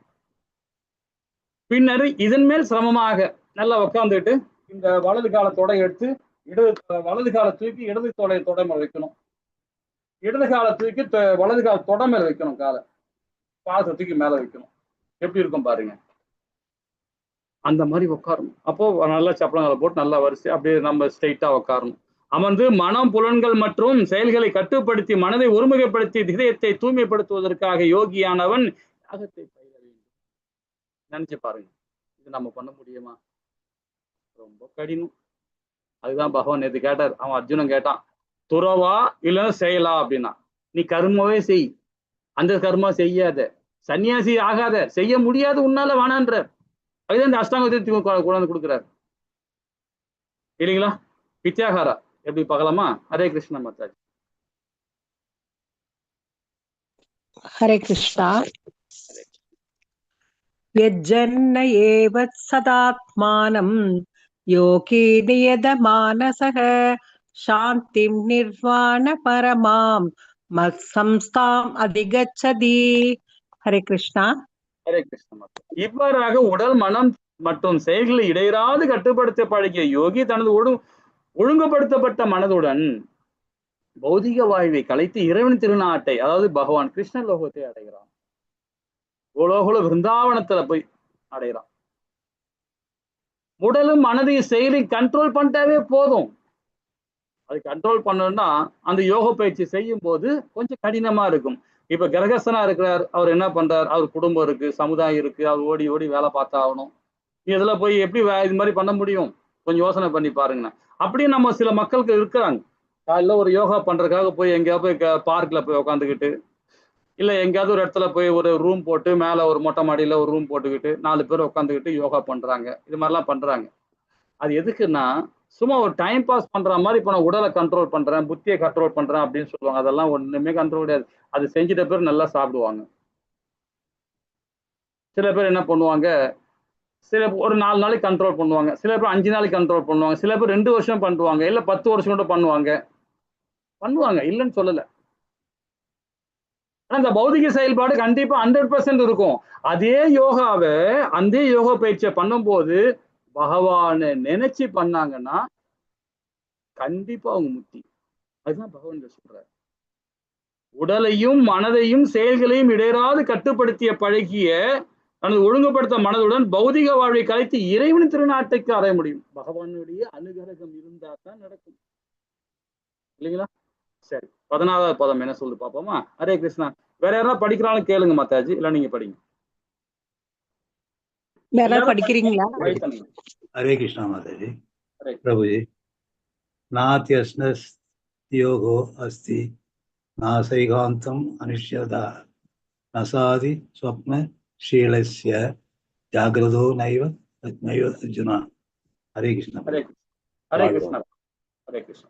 அர்ஜுனன் எவன் ஒருவன் மிக அதிகமாக அல்லது மிக குறைவாக உண்ணுகிறானோ, மிக அதிகமாக அல்லது மிக குறைவாக உறங்குகிறானோ, அத்தகைய யோகி ஆவதற்கு வாய்ப்பே இல்லை.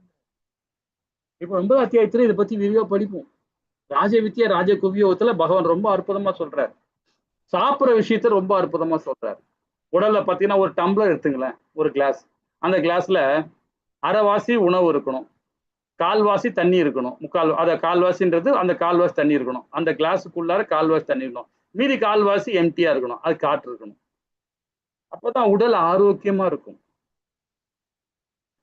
அது இல்லாம தண்ணி அதிகமாகி உணவு கம்மியானாலும், உணவு அதிகமாகி தண்ணியே குடிக்கலனாலும், தண்ணி குடிக்காம சில பேர் தண்ணி குடிக்காம சாப்பிடுவாங்க. நல்லதுதான், இல்லைன்னு சொல்லல. சயின்ஸ் சொல்லுது, எல்லாம் சொல்லுது. அது கொஞ்ச நேரம் பொறுத்து குடிப்பாங்க, ஒரு 1/2 hour பொறுத்து. சில பேர் நான் கூட அப்படிதான் இருக்கிறேன். நீர் அருந்த மாட்டேன், லிக்விட் ஃபுட்டை தான் சாப்பிடுவோம். சாப்பிடும்போது லிக்விட் ஃபுட்டா சாப்பிட்டுட்டு அதுக்கப்புறமா ஒரு 1/2 hour பொறுத்து நீர் அருந்துவோம். அப்போ கண்டினியூ அருந்துகிட்டே இருக்கும், குடிச்சுக்கிட்டே இருப்போம்.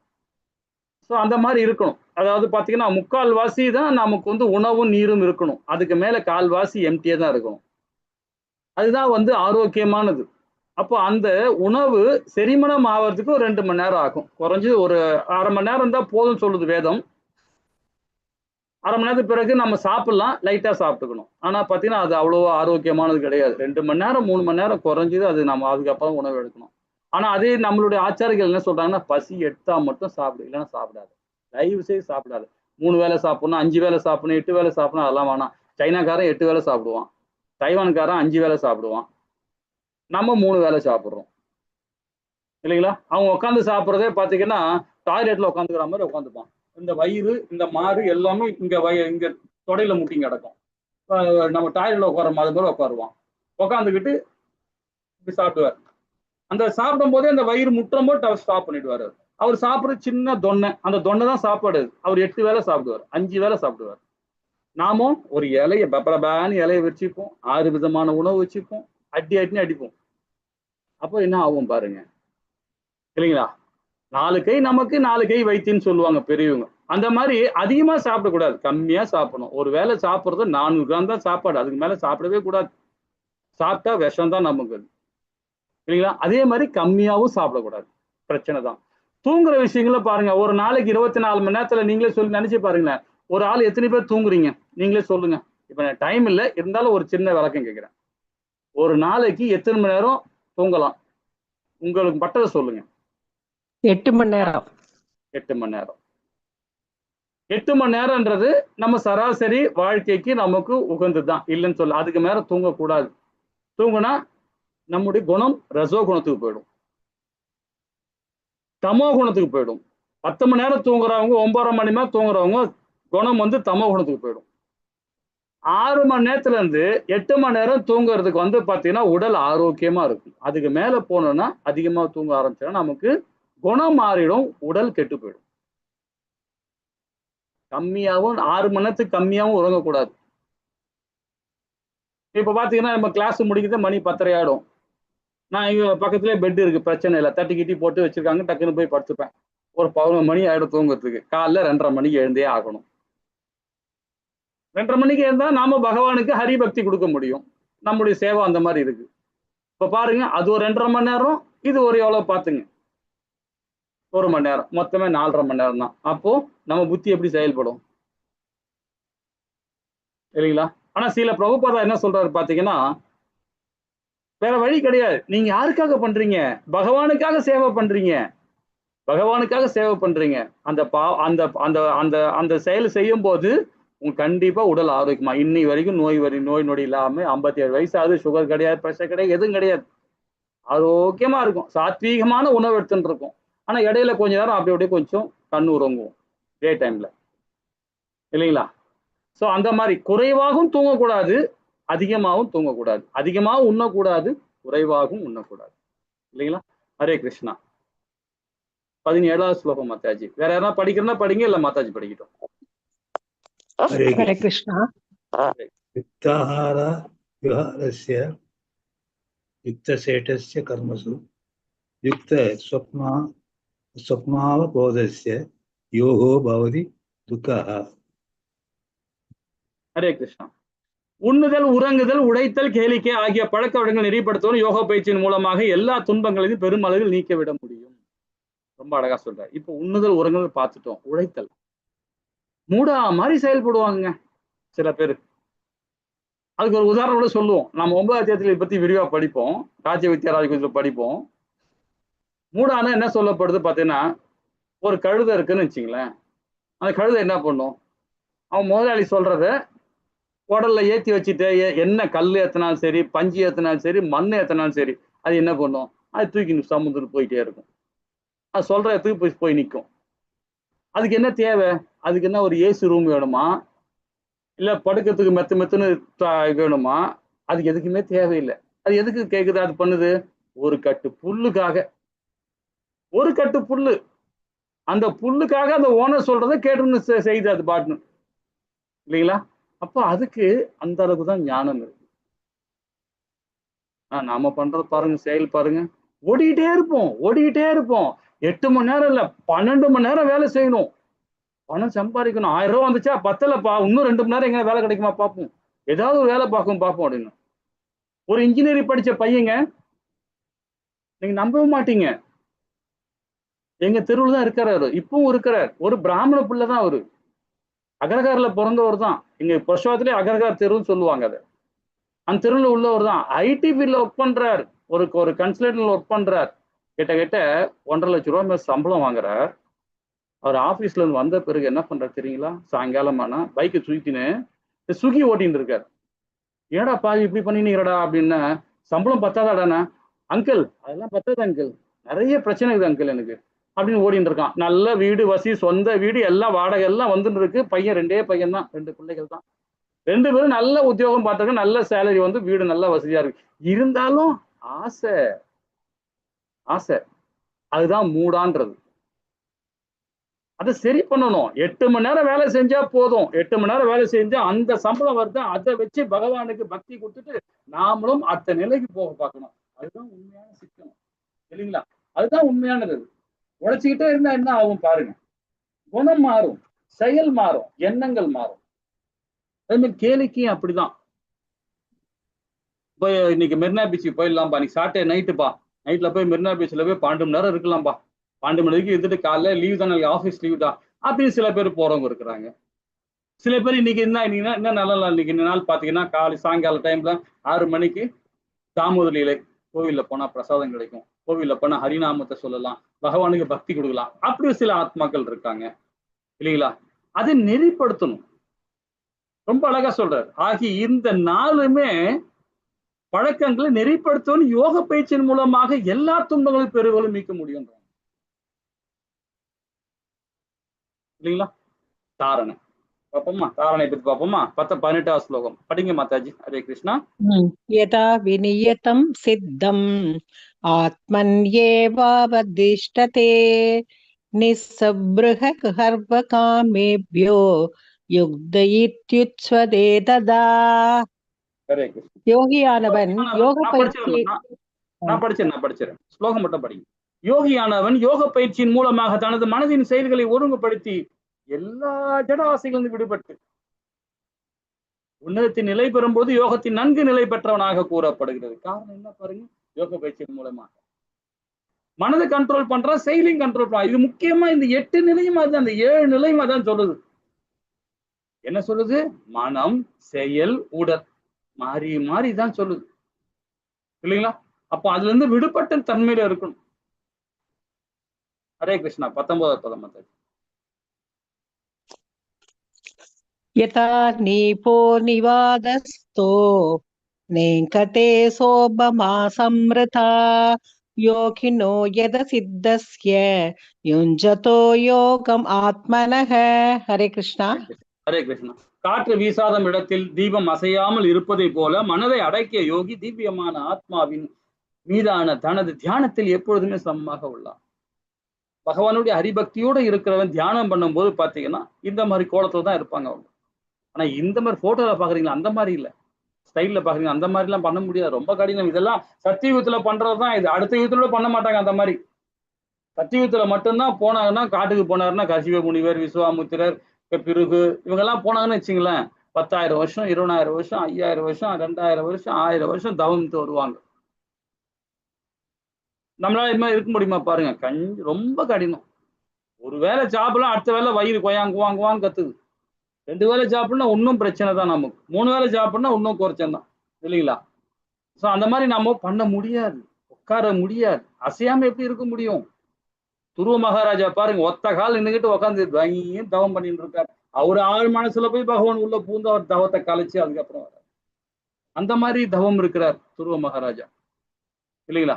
அதெல்லாம் கொஞ்சம் கடினம் தான். ஆனா தியானம் உட்காந்துட்டு ஹரே கிருஷ்ணா கிருஷ்ணா கிருஷ்ணா ஹரே ஹரே, ஹரே ராம ராம ராம ஹரி ஹரி, இந்த தாரக மந்திரம் மாத்திரம் சொன்னா போதுங்க, உடல் பயிற்சி எல்லாமே நடந்துடும் உள்ளார். இதுக்காக யோகா எல்லாம் பண்ண அவசியம் இல்லை, போய் கைத்து கட்டின்னு தொங்கணும்னு அவசியம் இல்லை, கால தலைகத்தை தொங்க போட்டு நிக்கணும்னு அவசியம் இல்லை, எதுவுமே பண்ண அவசியமே இல்லை. ஹரே கிருஷ்ணா மகா மந்திரம் உட்காந்துக்கிட்டு நல்லா திடமா சொன்னாவே போதும் இல்லைங்களா? இப்ப சமாதி நிலை போய் பார்க்க போறோம். 20, 21, 22, 23 மாத்தாஜி ஸ்லோகம் மட்டும் படிங்க. நான் இங்க ஹரே கிருஷ்ணா. ஹரே கிருஷ்ணா. யத்ரோ பரமதே சித்தம் நிருத்தம் யோக சேவையா யத்ர சைவாத்மனாத்மானம் பஷ்யன் ஆத்மனி துஷ்யதி சுகம் ஆத்யந்திகம் யத்தத் புத்திகிராஹ்யம் அனிந்திரியம் வேத்தி யந்திரன சைவாயம் சிரிதலதி தத்வதஹ யம் லப்யா சாபரம் லாபம் மன்யதே நாதிகம் ததஹ யஸ்மின் ஸ்திதோ ந துக்கேன குருணாபி விசால்யதே தம் வித்யா துக்க சம்யோகः வியோகம் யோக சம்ஹிதம். ஹரே கிருஷ்ணா. ஹரே கிருஷ்ணா மாதாஜி. இந்த சமாதி நிலைன்னு சொல்லும் போது பாத்தீங்கன்னா இந்த 7 நிலையும் கரெக்டா நாம ஃபாலோ பண்ணோம்னா கண்டிப்பாக சமாதி அடைய முடியும். எப்படி சொல்றீங்கன்னா, சமாதி என்று அழைக்கப்படும் பக்குவ நிலை மனம் யோக பயிற்சியின் மூலமாக ஜட செயலிலிருந்து முழுமையாக விலக்கப்படுகிறது. அப்புறம் என்ன சொல்லிட்டு பாருங்க, தூய மனதால் தன்னை கண்டு தன்னில் இன்பத்தை அனுபவிப்பதற்கு ஒருவனிடம் உள்ள திறனிலிருந்து இப்பக்குவ நிலை உணரலாம். இப்ப ஹரே கிருஷ்ணா மகா மந்திரம் சொல்றோம், பகவானை பத்தி நினைக்கிறோம், பகவானுக்கு பிரசாதம் பண்றோம், பகவானை பத்தி நாம எல்லா விதமான பிரச்சாரம் பண்றோம். அப்போ மனது என்ன ஆகும் பாத்தீங்கன்னா 24 மணி நேரம் பகவானை பத்தி நினைச்சிருக்கும் போது அப்போ மனது ஒருநிலைப்படுத்துது. அப்ப ஈஸியா நம்ம கண்ட்ரோல் ஆகும். அப்போ பௌதிக சைட்ல போனாலும் பணம் சம்பாதிக்க போனாலும் நம்ம என்ன பண்ணுவோம், அந்த ஒழுக்கத்தோட இருப்போம். ஒரு கீழே ஏதோ ஒரு 100 ரூபாய் கிடைக்குதுன்னா உடனே எடுத்து நான் பாக்கெட்ல வந்துட மாட்டோம். இந்த பணம் யாருடைய பணமா இருக்குமோ, இது இவங்களுடைய பணமா இருக்குமோ, அவங்களுடைய பணமா இருக்குமோ, என்னமாக வருது, இருந்தாலும் அது நம்ம என்னைக்குமே தோல்ல, இது யார் வீட்டு பணமோ, பாவம் இது அப்படி எங்க பண்ணுவாங்க, நேரா கோயில் ஒன்றுல போட்டுருவாங்க. பகவானுடைய பக்தர் அதான் செய்வான்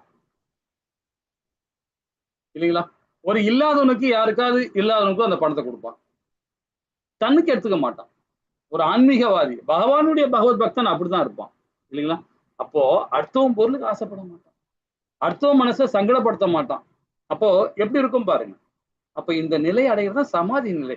இவன் தான் கர்மயோகி இல்லைங்களா? அந்த இன்ப நிலையில் அவன் திவ்யமான புலன்கள் மூலம் எல்லையற்ற திவ்யமான ஆனந்தத்தை அனுபவிக்கிறான். இவ்வாறு நிலை பெற்றவன் உண்மையிலிருந்து என்றுமே விழுவதில்லை, இதை விட உயர்ந்த லாபம் எதுவும் இல்லை என்று நினைக்கிறான். ஏன்னா அந்த மாதிரி செயல்பாடு அப்படிதான் இருப்பாங்க இல்லைங்களா? அத்தகைய நிலையில் அமைந்தவன் மாபெரும் துயரங்கள் மத்தியில் ஒருபோதும் அசைக்கப்படுவதில்லை. இது சமாதி நிலை. ஆனா இதே பௌதிகவாதிகளும் செய்ய முடியும். அது எது, அதை பாத்தீங்கன்னா அந்த பௌதிகவாதிகள் இந்த சமாதி நிலை அடையறதுக்கு நிறைய அந்த யோகாசனம் பண்ணுவாங்க. பதஞ்சலி முனிவர் சொன்ன மாதிரி இப்ப ரொம்ப அழகா பண்ணுவாங்க. பண்ணி என்ன பண்ணுவாங்க, பணம் சம்பாதிக்க ஆசைப்படுவாங்க. பணம் சம்பாதிக்க ஆசைப்படுவாங்க. இப்ப நிறைய எங்க பார்த்தாலும் யோகாசனம் பண்றதை எடுத்திருக்காங்க. யார் ஒருத்தன் ஃப்ரீயா காசு சொல்லி தராங்க? எல்லாமே இப்ப காசுதான். எல்லாம் விற்பனர் ஆயிட்டாங்க எல்லாருமே. இப்ப பிராமணன் அப்படித்தானே பண்றாரு. கல்யாணத்துக்கு ஃபங்க்ஷன் வரணுமா, எனக்கு 2500 ரூபாய் கொடு. ஆளுக்கு ஏத்த மாதிரி ஒரு பட்ஜெட் போடுறாங்க, ஒரு இது கணக்கு வைக்கிறாங்க. அது ஏன்? நம்மளாலதான் அது. நாம அவருக்கு சரியான நன்கொடை கொடுக்கல, அவருக்கு நம்ம கொடுக்க வேண்டிய அது கொடுக்கல, அதனால அவர் எடுத்துக்கிறாரு, நம்மளை கேட்டு வாங்கிக்கிறார் இல்லைங்களா? அப்ப இந்த 8 நிலையம் அடையணும்னா நமக்கு இந்த 3 விதமான நிலை நமக்கு கண்டிப்பா வேணும். இது மகாபாரதம் ரொம்ப அழகா எடுத்துக்கிறாங்க நம்ம ஆச்சாரிகள். துரோணர் பயிற்சி கொடுக்கிறார். யாருக்கு? துரியோதனுக்கு. என்ன கொடுக்குறாரு பாருங்க. அர்ஜுனோட மனதில் தன் இலக்கை பறவின் கண்ணில் மட்டுமே உள்ளது. அவருடைய சிந்தனை யாருக்கு? அர்ஜுனனுக்கு. துரோணர் என்ன பண்றாரு? துரோணர் எல்லாரையும் கூட்டு காட்டுறாரு. டே பீமா, அந்த மரத்துல ஒரு பறவை வச்சிருக்கேன்டா, அந்த பறவை தெரித்தாடா, அது தெரியுது, அந்த கண்ணை பார்த்தாடுறா அப்படின்னு அவன் என்ன பண்றான்? மரத்தையே பிடிங்க வந்து கையில கொடுத்துட்றான். ஏன்னா அவனுக்கு அதான் தெரியும். அவன் முரடன். அதே யுதிஷ்ட மகாராஜா கொடுக்குறார். யுதிஷ்டா அட்ரா அந்த பறவை பார்த்தாடுறான்னு. அவர் என்ன பண்ண தெரியுமா? அந்த பறவை பார்த்துட்டு, குருவே அடிக்கிறேன், ஒன்றும் பிரச்சனை இல்லை, ஆனா அந்த பறவைக்கு முன்னாடி ஒரு கிளை போகுது, அந்த கிளையில ஒரு இலை இருக்கு, அந்த இலையில ஒரு புழு இருக்கு. இப்ப நான் அடிச்சேன்னா அந்த புழுவும் இலையும் விழுந்துரும் அப்படின்னு சிந்திக்கிறார். ஏப்பா நீ தர்மண்டாப்பா, நீ ஓரம் போடாப்பா சாமிங்கிற. அப்ப அர்ஜுனன் கொடுத்தோன்னா அவன் எதை பத்தியும் கேட்கலாம். என்ன நம்ம குரு சொன்னாரு, அதுதான் என்னுடைய இலக்கு, அந்த இலக்கு நீக்கி அடிக்கலாம் இல்லைங்களா? இதுதான் நமக்கு. இப்ப பீமனுக்கும் உள்ளது, துரியோனுக்கும் உள்ளது, இவனுக்கு உள்ள செயல்பாடு அந்தந்த குணத்துக்கு தகுந்த மாதிரி இருக்கு. ஆனா எந்த குணத்துக்கு தகுந்த மாதிரி ஒரு சமாதி நிலை அடையணும்னா, பக்தி மார்க்கத்துல போனோம்னா, நம்ம ஆச்சாரிகள் என்ன சொல்றாங்களோ அதை கரெக்டா ஃபாலோ பண்ணணும். அதே மாதிரி வைராக்கியம் இருக்கணும். என்ன மாதிரி வைராக்கியம்? பாண்டவர் 5ஆம் வாசனம் போனாங்க இல்லையா, வனவாசம் போறாங்க, 12 ஆண்டுகள் ரொம்ப வைராக்கியத்தோட வாழ்ந்தாங்க. அவங்களால முடியும். அந்த டைம்லயே எழுத்து நின்று சண்டை போட்டுதான் வச்சுங்களேன், கண்டிப்பா அவனுக்கு எல்லாரையும் ஓட விட்டுருப்பாங்க. இந்த 100 பேரையும் ஓட விட்டுருப்பாங்க, 5 பேரும் சேர்ந்து. ஆனா இருந்தாலும் நமக்குன்னு ஒரு சாஸ்திரம் இருக்கு, நமக்குன்னு ஒரு சம்பிரதாயம் இருக்கு. வேதங்கள் மூலியமா அவங்க செயல்பட்டாங்க, வைராக்கியத்தோட அது முன்னாங்க, தர்மத்தை கடைபிடிச்சாங்க. அதாவது வைராக்கியம் இருக்கும்.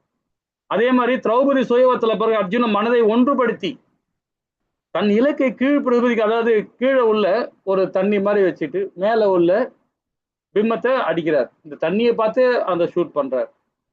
அவளுடைய பார்வை, அவருடைய குறிக்கோள், அவருடைய எண்ணம், அவருடைய உடல் அமைப்பு, உட்கார்ற விதம் எல்லாமே ஒருங்கிணைச்சு கரெக்டா அந்த மேல உள்ள அந்த பிம்மத்தை அடிக்கிறார் கீழே பார்த்தேன் இல்லைங்களா? அப்ப எப்படிப்பட்ட செயல் பாருங்க. இந்த மாதிரி இருக்கணும். அப்பதான் யோகாசனம் பண்றது ஒரு இதா இருக்க முடியும் இல்லைங்களா? ஹரே கிருஷ்ணா. நீங்க 2வது லெவலுக்கு வாங்க. அப்பதான் நம்ம ஒரு ஸ்லோகத்துக்கும் நிறுத்தி நிதானம். இப்ப நம்ம ஷார்ட்டா சொல்றதுக்கு கொஞ்சம் நம்ம இது பண்ணிட்டு இருக்கோம். 34ல அர்ஜுனன் கேட்கறான், பாப்போமா? ஹரே கிருஷ்ணா. ஹரே கிருஷ்ணா. மாதாஜி. ஹரே கிருஷ்ணா. சஞ்சலம் ஹி பன கிருஷ்ண பிரமாதி பலபத்ருடம் தஸ்யாகம் நிக்ரஹம் மன்யே வாயோரிவ சூது துஷ்கரம். ஹரே கிருஷ்ணா. ஹரே கிருஷ்ண மாதாஜி. கிருஷ்ணா, மனம் அமைதியற்றதும் குழப்பம் நிறைந்ததும் அடங்காததும் சக்தி மிகுந்ததும் ஆயிற்றே. வீசும் காற்றை அடக்குவதை விட மனதை அடக்குவது கடினமாக எனக்கு தோன்றுகிறது.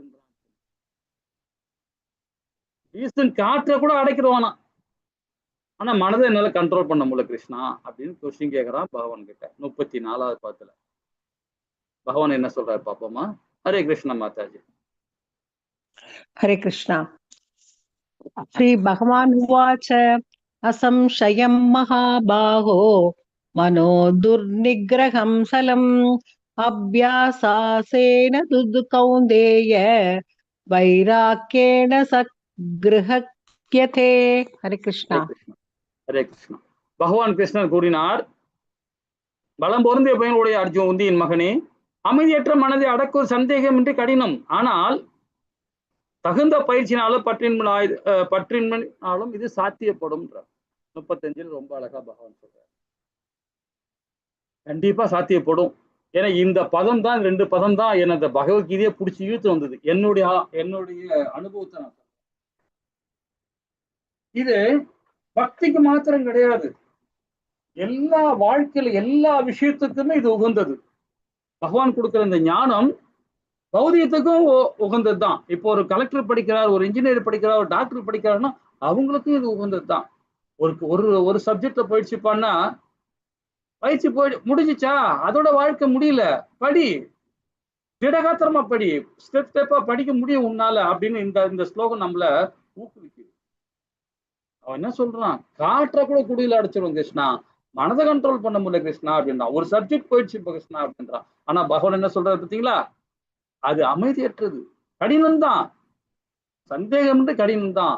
ஆனா அதையே நீ பயிற்சி பண்ண கண்டிப்பா உன்னால முடியுன்றார். இது நம்ம எல்லாருக்குமே தான். எல்லா விஷயத்துக்குமே இந்த 2 ஸ்லோகம் பொருந்தும் இல்லைங்களா? ஹரே கிருஷ்ணா. அப்போ மனமும் அதாவது நண்பனா விரோதியா நம்ம ஏற்கனவே படிச்சதுதான். இப்ப மனதும் நமக்குள்ளதான் இருக்கு, அத விரோதியும் நமக்குள்ளதான் இருக்கு, நண்பனும் நமக்குள்ளதான் இருக்கான். அப்ப நாம எப்படி செயல் பண்ணணுன்றது வச்சுதான் இருக்கு இல்லைங்களா? இப்ப நம்ம பாத்தீங்கன்னா ஆரம்ப கட்ட பக்தர் அவரை பத்தி பார்ப்போமா?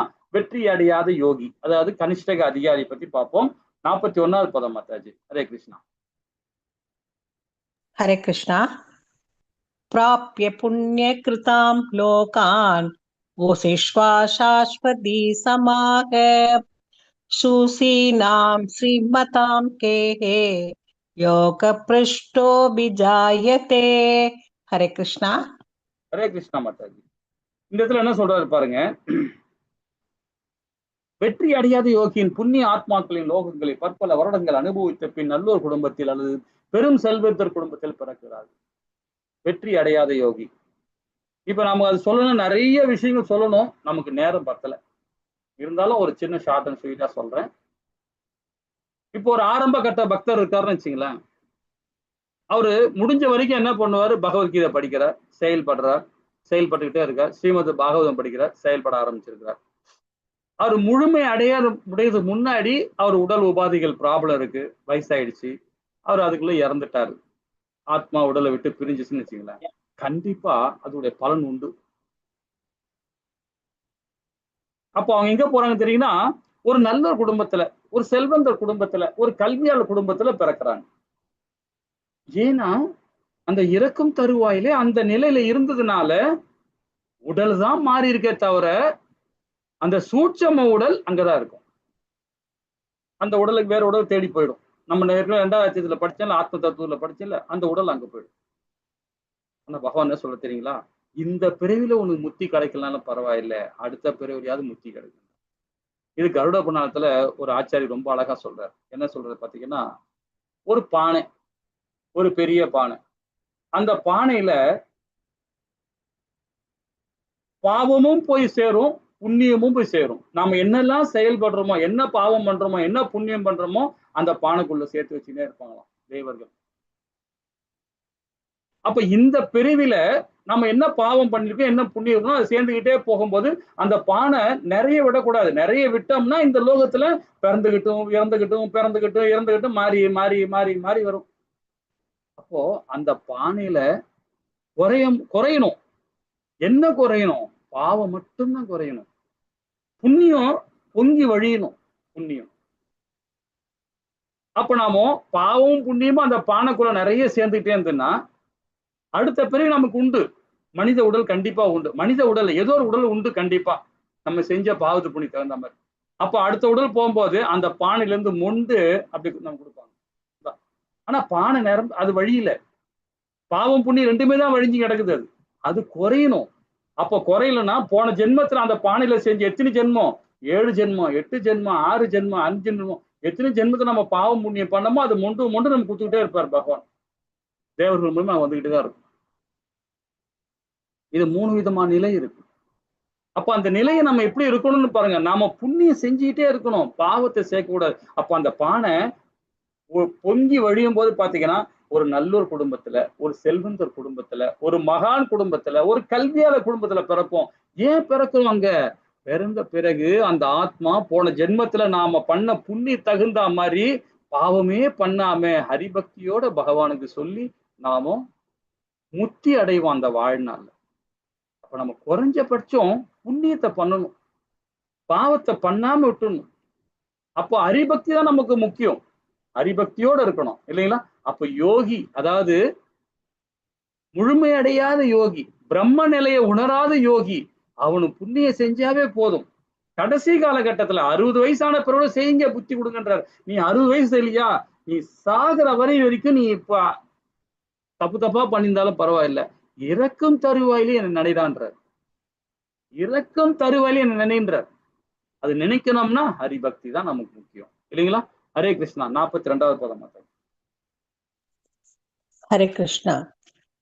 अथवा योगिनां एव कुले भवति धीमतां ஏதத்தி துர்லபதரம் லோகே ஜன்மயத்தீத்ருஷம். ஹரே கிருஷ்ணா. ஹரே கிருஷ்ணா. அல்லது நீண்ட கால யோக பயிற்சியின் பின் வெற்றி அடையாதவர் அறிவில் சிறந்து விளங்கும் ஆன்மீக குலத்தில் பிறப்பது உறுதி என்றார். இத்தகைய பிறவி நிச்சயம் இவ்வுலகில் அரிதானது என்றார். ஏன்னா கோடான கோடி பேருக்கு மட்டும்தான் இந்த மாதிரி பிராப்தம் கிடைக்கும். ஒரு மகான் குடும்பத்துல பாத்தீங்கன்னா நம்மளுடைய ஆச்சாரியத்துக்கலாம் ஒரு கிரகஸ்தன் தான். யாரு? சீல பிரபுபாதா. கிரகஸ்தனா இருந்துதான் எல்லாரையும் செட்டில் ஆக்கிட்டு பிள்ளைகள்லாம் அவங்க காலை நிக்க வச்சுட்டு அதுக்கப்புறம் என்ன பண்ணார்? சன்னியாசி எடுத்துக்கிட்டார். அந்த மாதிரி மகான் குடும்பத்துல பிறப்போம். ரொம்ப அரிது இல்லைங்களா? அதுதான் சொல்லுவாங்க. இந்த 2 ஸ்லோகத்துல சாரம் சொன்னா, நாம ஹரிபக்தியோட இருந்து பகவானுக்கு இறக்கும் தருவாயிலே பகவான் நாமத்தை சொல்லிக்கிட்டே நம்ம இருந்தோம்னா கடைசியில அந்த அடுத்த ஜென்மம் ஒண்ணு இருக்கும்போது நம்ம என்ன கிடைக்கும் தெரியுங்களா? ஒரு நல்ல ஒரு குடும்பத்துல, ஒரு செல்வேந்தர் குடும்பத்துல, ஒரு கல்வியாளர் குடும்பத்துல, ஒரு மகான் குடும்பத்துல பிறம்போம். நல்ல குலத்துல பிறப்போம் நாம். அது நம்ம செஞ்ச கர்மா. அதுக்காக சூத்திர வீட்லயும் பிறக்கிறது, சத்திரிய வீட்டுல பிறக்குது, வைஷ்ய வீட்டுல பிறக்குது, நான் அதெல்லாம் தப்புன்னு சொல்லல. ஒரு பிராமண குலத்திறப்பு தப்புன்னு சொல்லல. அது அவன் கர்மா. ஆனா அதுல பிறந்தா மட்டும் பத்தாது, ஹரிபக்தி செய்யணும். ஒரு பிராமணனும் செய்யணும், சூத்திரனும் செய்யணும், வைசியனும் செய்யணும், சத்திரனும் செய்யணும். அப்பதான் இல்லைன்னா அந்த பாவம் தான் சேர்த்துக்கிட்டே போகும். இந்த ஜென்மம் இல்ல, அடுத்த ஜென்மம் இல்ல, அடுத்த ஜென்மம் இல்ல, அடுத்த ஜென்மம் இல்ல, மாறி மாறி மாறி மாறி பிறந்தான் கிடக்கும் இல்லைங்களா? ஹரே கிருஷ்ணா. 47வது பதம் மாதாஜி. ஹரே கிருஷ்ணா. யோகினாம் அபி சர்வேஷாம் ஸ்ரீமத்சுதோநாந்தராத்மனா சத்தாவான் பஜதே யோ மாம் சமேயுக்தமோ மதஹ. ஹரே கிருஷ்ணா. ஹரே கிருஷ்ணா. மேலும் எல்லா யோகிகளுக்கு மத்தியில் எவன் ஒருவன் பெரும் நம்பிக்கையுடன் எப்பொழுதும் என்னில் நினைத்து தன்னுள் என்னை எண்ணி எண்ணி எனக்கு திவ்யமான அன்பு தொண்டு புரிகிறான், அவனே யோகத்தின் என்னுடன் மிக நெருங்கிய நண்பரும், மிக நெருங்கின எல்லோரிடம் உயர்ந்த நாம ஆவான். இதுவே எனது அபிப்பிராயம். கொஞ்சம் தப்பா படிச்சுட்டேன். நெருங்கிய நாமம் என்ன சொல்ற பாருங்க. எல்லா யோகிகளுக்கு மத்தியில் எவன் ஒருவன், எல்லா யோகிகள், இப்ப கர்மயோகி ஏகப்பட்ட பேர் இருக்கிறாங்க. இருந்தாலும் எல்லாரும் முக்தி அடைய முடியுமா? முடியாது. நாளைக்குள்ள அத்தியாயம் இதான் படிக்க போறோம். எல்லாருமே அடைய முடியுமா? கண்டிப்பா முடியாது. இப்போ ஒரு மார்த்தாண்டம் போட்டி நடக்குதுன்னா 10,000 பேர் கலந்துப்பாங்க அந்த மார்த்தாண்டம் போட்டியில. யாருக்காவது ஒரு ஒரு ஆள் தான் ஃபர்ஸ்ட் பிரைஸ் கிடைக்கும். எல்லாரும் கிடைக்குமா? கிடைக்காது. First prize, second prize, third prize, 5 prize, அது மாதிரி ஒரு 5 நிலை வச்சிருப்பாங்க, பிரைஸ் கொடுப்பாங்க. அது எல்லாரும் தான் ஒரு ஆள் தான் சேர முடியும் இல்லைங்களா? எல்லாரும் கிடைக்குமா? அது போலதான் பக்தியும் அப்படிதான். யோகி ஏகப்பட்டவே யோகி இருப்பாங்க. ஆனா கர்ம யோகியா இருந்தா மட்டும் பத்தாது. கர்ம யோகியா இருந்தாலும் பத்தாது. ஏன்னா மனதையும் புத்தியும் உடலையும் கண்ட்ரோல் பண்ணிட்டாரு அவரு. இப்ப டாக்டர் படிச்ச ஒரு யோகி தான், ஒரு அட்வொகேட் படிச்ச ஒரு யோகி தான், எல்லாருமே யோகி தான், இல்லைன்னு சொல்லல. ஏன்னா பௌதிகத்துல நல்ல யோகியா இருக்கிறாங்க. ஆனா ஆன்மீகத்திலும் யோகியா இருந்தாதான் முக்தி இல்லைங்களா? வெறும் பணம் சம்பாதிக்க மாட்டா ஒரு ஞானம் இருக்கு, அவங்களுக்கு ஞானம் இல்லாம கிடையாது. அப்ப என்ன சொல்றாரு பாருங்க. அதாவது யோகிகளுக்கு மத்தியில் எவன் ஒருவன் பெரும் நம்பிக்கையுடன் எப்போது என்னை நினைத்து தன்னுள் என்னை எண்ணி எண்ணி எனக்கு திவ்யமான அன்பு தொண்டு புரிகிறானோ அவனே யோகத்தின் என்னுடன் மிக நெருங்கினும் எல்லோரும் விடவும் உயர்ந்தவன் ஆவான். இதுவே எனது அபிப்பிராயம் என்றார்.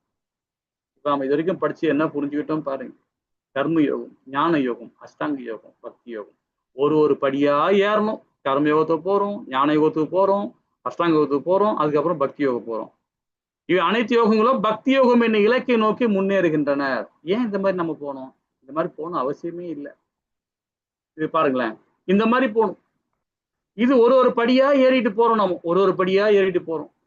கர்ம யோகம், அதாவது ஞான யோகம், அஷ்டாங்க யோகம், இந்த மாதிரி நிஷ்காம கர்ம யோகா, சகாம கர்ம யோகா, இப்படியே ஃபாலோ பண்ணி ஒரு ஸ்டெப்பா போதோட இந்த லிப்ட்ல ஏறி நின்றுகிட்டு இந்த 10வது மாடிக்கு போனோம்னா அதுதான் 10வது மாடி. என்னது? பக்தி யோகம். இந்த பக்தி யோகம் என்ற இந்த லிப்ட்ல போய் உட்காந்துக்கிட்டு ஒரு பட்டன் தட்டினா போதும், நேரா பகவான் லோகத்தான் போகும் இல்லைங்களா? பக்தி தான் சிறந்தது. அஷ்டாங்க யோகம், யோக பயிற்சி இதெல்லாம் நமக்கு தேவையே இல்லை. அதெல்லாம் வேணாம். நமக்கு தேவை என்னது? பகவானுடைய ஹரிபக்தி தான். அதுதான் இதுல காட்டுறாங்க பாருங்க, ரொம்ப குறிப்பா காட்டுறாங்க. என்ன கொடுத்தா பாத்தீங்கன்னா, சத்தியுகத்துல வந்து பாத்தீங்கன்னா விஷ்ணுவை பத்தி தியானம் பண்ணுவாங்க. எல்லாம் 2000 வருஷம் 1000 வருஷம் 10,000 வருஷம் தவம் பண்ணுவாங்க. நம்ம பண்ண முடியாது. அந்த யுகத்துல பண்ணாங்க. அது ஒரு ஆள் ஹைட்டோட ஹைட்டு பார்த்தா 25 அடி 30 அடி ஹைட் இருந்தாங்க. நல்ல ஒரு பெரிய கத்தியை தூக்கணும், அதை சட்டை தூக்குவாங்க. நாம சின்ன ஒரு 10 கிலோ இரும்பை தூக்க நம்ம கஷ்டப்படுறோம். அந்த சத்தியுகத்துல அந்த மாதிரி இருந்தாங்க. இதே திராவிட யுகத்துல பாருங்க, மிக உயர்ந்த யாகங்களை செய்வாங்க. பட்டு, பனாரசம், வைரம், வைடூரியம், தங்கம் இதெல்லாம் போடுவாங்க அக்னி குண்டத்துல. இப்ப போட்டு பாருங்க. இப்போ ஒரு ஒரு ஒரு சவரம் வாங்கி போனா இன்னைக்கு எவ்வளவு வச்சு 88,000 90,000 சொல்றாங்க. நம்ம கப்பல்ல வேலை பார்க்கும் போது எவ்வளவு திரும்ப இருந்தது? வெறும் 650 ரூபா இருந்தது. நான் வேலை பார்க்கும்போது 84. இன்னைக்கு பாருங்க 90,000 88,000 போயிடுச்சு இன்னைக்கு. அதே தானயுகத்துல பாத்தீங்கன்னா வைரம் வைடூரியெல்லாம் போட்டு பண்ணுவாங்க. இப்ப பண்ண முடியுமா? சொல்லி பாருங்க, நினைச்சு பாருங்க. அதே இந்த யுகத்துல பாருங்க, பகவான் தானயுகத்துல பாருங்க விரிவான கோவில் வழிபாடு பண்ணுவாங்க. யாத்திரை போயிட்டே இருப்பாங்க. எனி டைம் யாத்திரை போய் நம்ம போக முடியுமா பாருங்க? கண்டிப்பா முடியும். இது ஸ்ரீமத் பாகவதத்துல 12வது காண்டத்துல 3வது அத்தியாயத்துல 52வது பதத்துல சொல்லப்பட்டிருக்காங்க. அப்போ இந்த கலிகாலம் இரும்பு யுகம் சொல்லுவாங்க. இந்த இரும்பு யுகத்திலேயே தேவர்கள்லாம் பிறக்கணும் ஆசைப்படுவாங்களாம். ஏன் தெரியுங்களா? அவன் 10,000 15,000 வருஷம் தவம் வந்து கூட பகவானை தரிசிக்க முடியாது, உணர முடியாது. ஆனா இந்த யுகத்துல பகவானோட நாமத்தை பண்ணாவே போதும், முக்தி தான்றாரு கலியுகத்துல. இதை விட வேற நமக்கு என்னங்க வேணும்? இல்லைங்களா? கலியுகத்துல பகவான் நாமம் கீர்த்தனம் பண்ணணும், பகவானுக்கு சங்கீர்த்தனம் பண்ணும், பகவானுக்கு நாம கீர்த்தனம் பண்ணும் பகவானுக்கு. நாளைக்கு ஞாயிற்றுக்கிழமை யாராவது சென்னையில இருந்தீங்கன்னா கண்டிப்பா சென்னை இஸ்கானுக்கு வாங்க. ரொம்ப அழகான நமக்கு வந்து நம்மளுடைய ஆச்சாரி ஜெயபத்தக சாமி, இவ்வளோ உடல்நிலை ப்ராப்ளம் இருந்தாலும் அவர் கர்மா கிடையாது, இருந்தாலும் சொல்றேன், நம்மளால முடியாது. இப்போ அழகா வந்து சொற்பொழி டெய்லி பண்ணிட்டு இருக்காரு. இன்னைக்கு என்னால போக முடியல, நாளைக்கு போறோம். அதனால முடிஞ்சா சென்னையில இருக்கவும் வந்து பாருங்க. அவங்களுடைய தரிசனம் கிடைச்சாவே போதும், நமக்கு பக்தி ஆட்டோமேட்டிக்கா வரும். ஓகேமா? இறைவனின் பெயரால் உச்சரிக்கணும் பகவான் நாமத்தை. இவரை பத்தி எல்லாம் சொல்லணும், டைம் இல்லை. பகவான் சைத்தன்யர், பகவான் நித்யானந்த பிரபு, இவங்களை பத்தி எல்லாம் சொல்லணும், நமக்கு நேரம் இல்லை. இருந்தாலும் இது பண்ணலாம். ஓகேங்களா? ஹரே கிருஷ்ணா மகாமந்திரம் சங்கீர்த்தனம் பண்ணும், பகவானை பத்தி சொல்லிக்கிட்டே இருக்கணும். இதுக்கு நிறைய இடத்துல உதாரணம் கொடுக்கலாம். பாத்தீங்களேன், வேதத்துல நிறைய இடத்துல குறிப்பு கொடுத்துருக்காங்க. பார்க்கலாமா அதை பத்தி? பாத்தீங்கன்னா இதுல பாத்தீங்கன்னா கிருஷ்ண வந்து காளி சந்திரத்தில் ரொம்ப அழகா கொடுக்குறாங்க. என்ன சொல்றாங்க பாருங்க. அனைத்து வேத இலக்கியங்களின் தேடிய பின் ஹரே கிருஷ்ணா கோஷத்தை விட இந்த வயதற்கு ஒரு மதத்தின் முறையோ மிக உயர்வான கண்டுபிடிக்கவே முடியாது. பகவான் ஹரிநாமத்தை சொல்லிக்கிட்டே இருக்கலாம். இந்த போட்டோவை பாக்குறீங்க பார்த்தீங்களா? இதுதான் பகவான் சைத்தன்யர். எவ்வளவு அழகா தெரியுமா இருப்பாரு. இவர் 14ஆம் நூற்றாண்டுல அவதாரம் கொடுத்தார். இன்னைக்கும் பாத்தீங்கன்னா கூட நம்மளுடைய திருச்சியில ரொம்ப அழகா ஸ்ரீரங்க கோவில்ல அரங்கநாத கோவில இவரோட கால் பாதம் இன்னும் இருக்கு, வச்சு பூஜை பண்ணிட்டு இருக்காங்க. ராதா ராணி, ராதாவுடைய பாவத்திலையும் அவங்களுடைய பாவம்னா அப்படி இருப்பார். கோல்டு கலர், அதான் கௌரங்கா, பெங்காலியில கௌரங்கான்னு சொல்றது கோல்டு, தங்கம், அது மாதிரி இருப்பார். நல்ல ஹைட்டு, திடகாத்திரமான இருப்பார். இன்னைக்கு அவர் ஒரிஜினல் படம் இருக்கு, வரைஞ்ச படம் இருக்கு, ரொம்ப அற்புதமா இருக்கு. பகவான் கிருஷ்ணர் அவதாரம், இவர் குவ்ய அவதாரம், ரகசியமான இவரோட குறிப்பு 12 புரான்ல இருக்கு. இவரை பார்க்கறதுக்கு சிவபெருமான் வந்து கங்கையில வந்து காத்து கடந்தார். கங்கையில வந்து எதுல? அன்னப்பறவை மேல வந்து உட்காந்துருக்கார். இன்னைக்கும் அந்த விக்கிரகம் அங்க இருக்கு. அன்னப்பறவையில உட்கார்ந்துகிட்டு இருக்கார். அவருடைய விக்கிரகம் வந்து இன்னமும் இருக்கு மாயாப்பூர்ல. கல்கத்தாவில் பிறந்தவர், ரகசியமான அவதாரம், இல்லைங்களா? ஹரே கிருஷ்ணா. அவர் என்ன சொல்லியிருக்காரு பாருங்க. அதாவது சண்டை மற்றும் பாசாங்குத்தனமான இந்த யுகத்தில் விடுதலைக்கு ஒரே வழி கிருஷ்ணருடைய பரிசுத்த பெயர்களை உச்சரிப்பதன் வேறு வழி இல்லை, வேறு வழி இல்லை, வேறு வழி இல்லை. இது பாசாங்குத்தனமானது. அம்மாவை பிள்ளை ஏமாத்தும், பிள்ளை வந்து அம்மாவை அம்மா அப்பா ஏமாத்தும், கணவன் மனைவி ஏமாத்துவாங்க, மனைவி கணவனை ஏமாத்துவாங்க. இது பாசாங்குத்தனமான லோகம். இதை எதுவுமே செய்ய முடியாது. இதுக்கு ஒரே வழி என்ன? ஹரே கிருஷ்ணா மகா மந்திரம் தான். இதுல வந்து பகவான் சைத்தன்யர் ஸ்ரீ சைத்தன்ய சரிதாமிரத்துல ஆதிலீலால 17.21 சொல்லப்பட்டிருக்காங்க. இதே ஸ்ரீமத் பாகவதம் 12வது காண்டத்துல 3வது அத்தியாயத்துல 51வது ஸ்லோகத்துல சொல்லப்பட்டிருக்கு. 5500 வருஷத்துக்கு முன்னாடி, என் அன்பான ராஜா, கலியுகத்தின் குறைபாடுகள் நிறைந்திருந்தாலும் இந்த வயதை பற்றி இன்னும் ஒரு நல்ல குணம் இருக்கிறது. வெறுமன ஹரே கிருஷ்ணா மகாமந்திரத்தை உச்சரிப்பதன் மூலம் ஒருவர் ஒரு அடிமைதனத்தை விடுபட்டு ஆழ்நிலை ராஜ்யத்திற்கு உயர்த்தப்படலாம். பகவான் நாமத்தை உச்சரிக்கணும், ஹரிநாமத்தை சொல்லிட்டே இருக்கணும் இல்லைங்களா? இந்த கலிகாலத்துக்கு இதுதான்.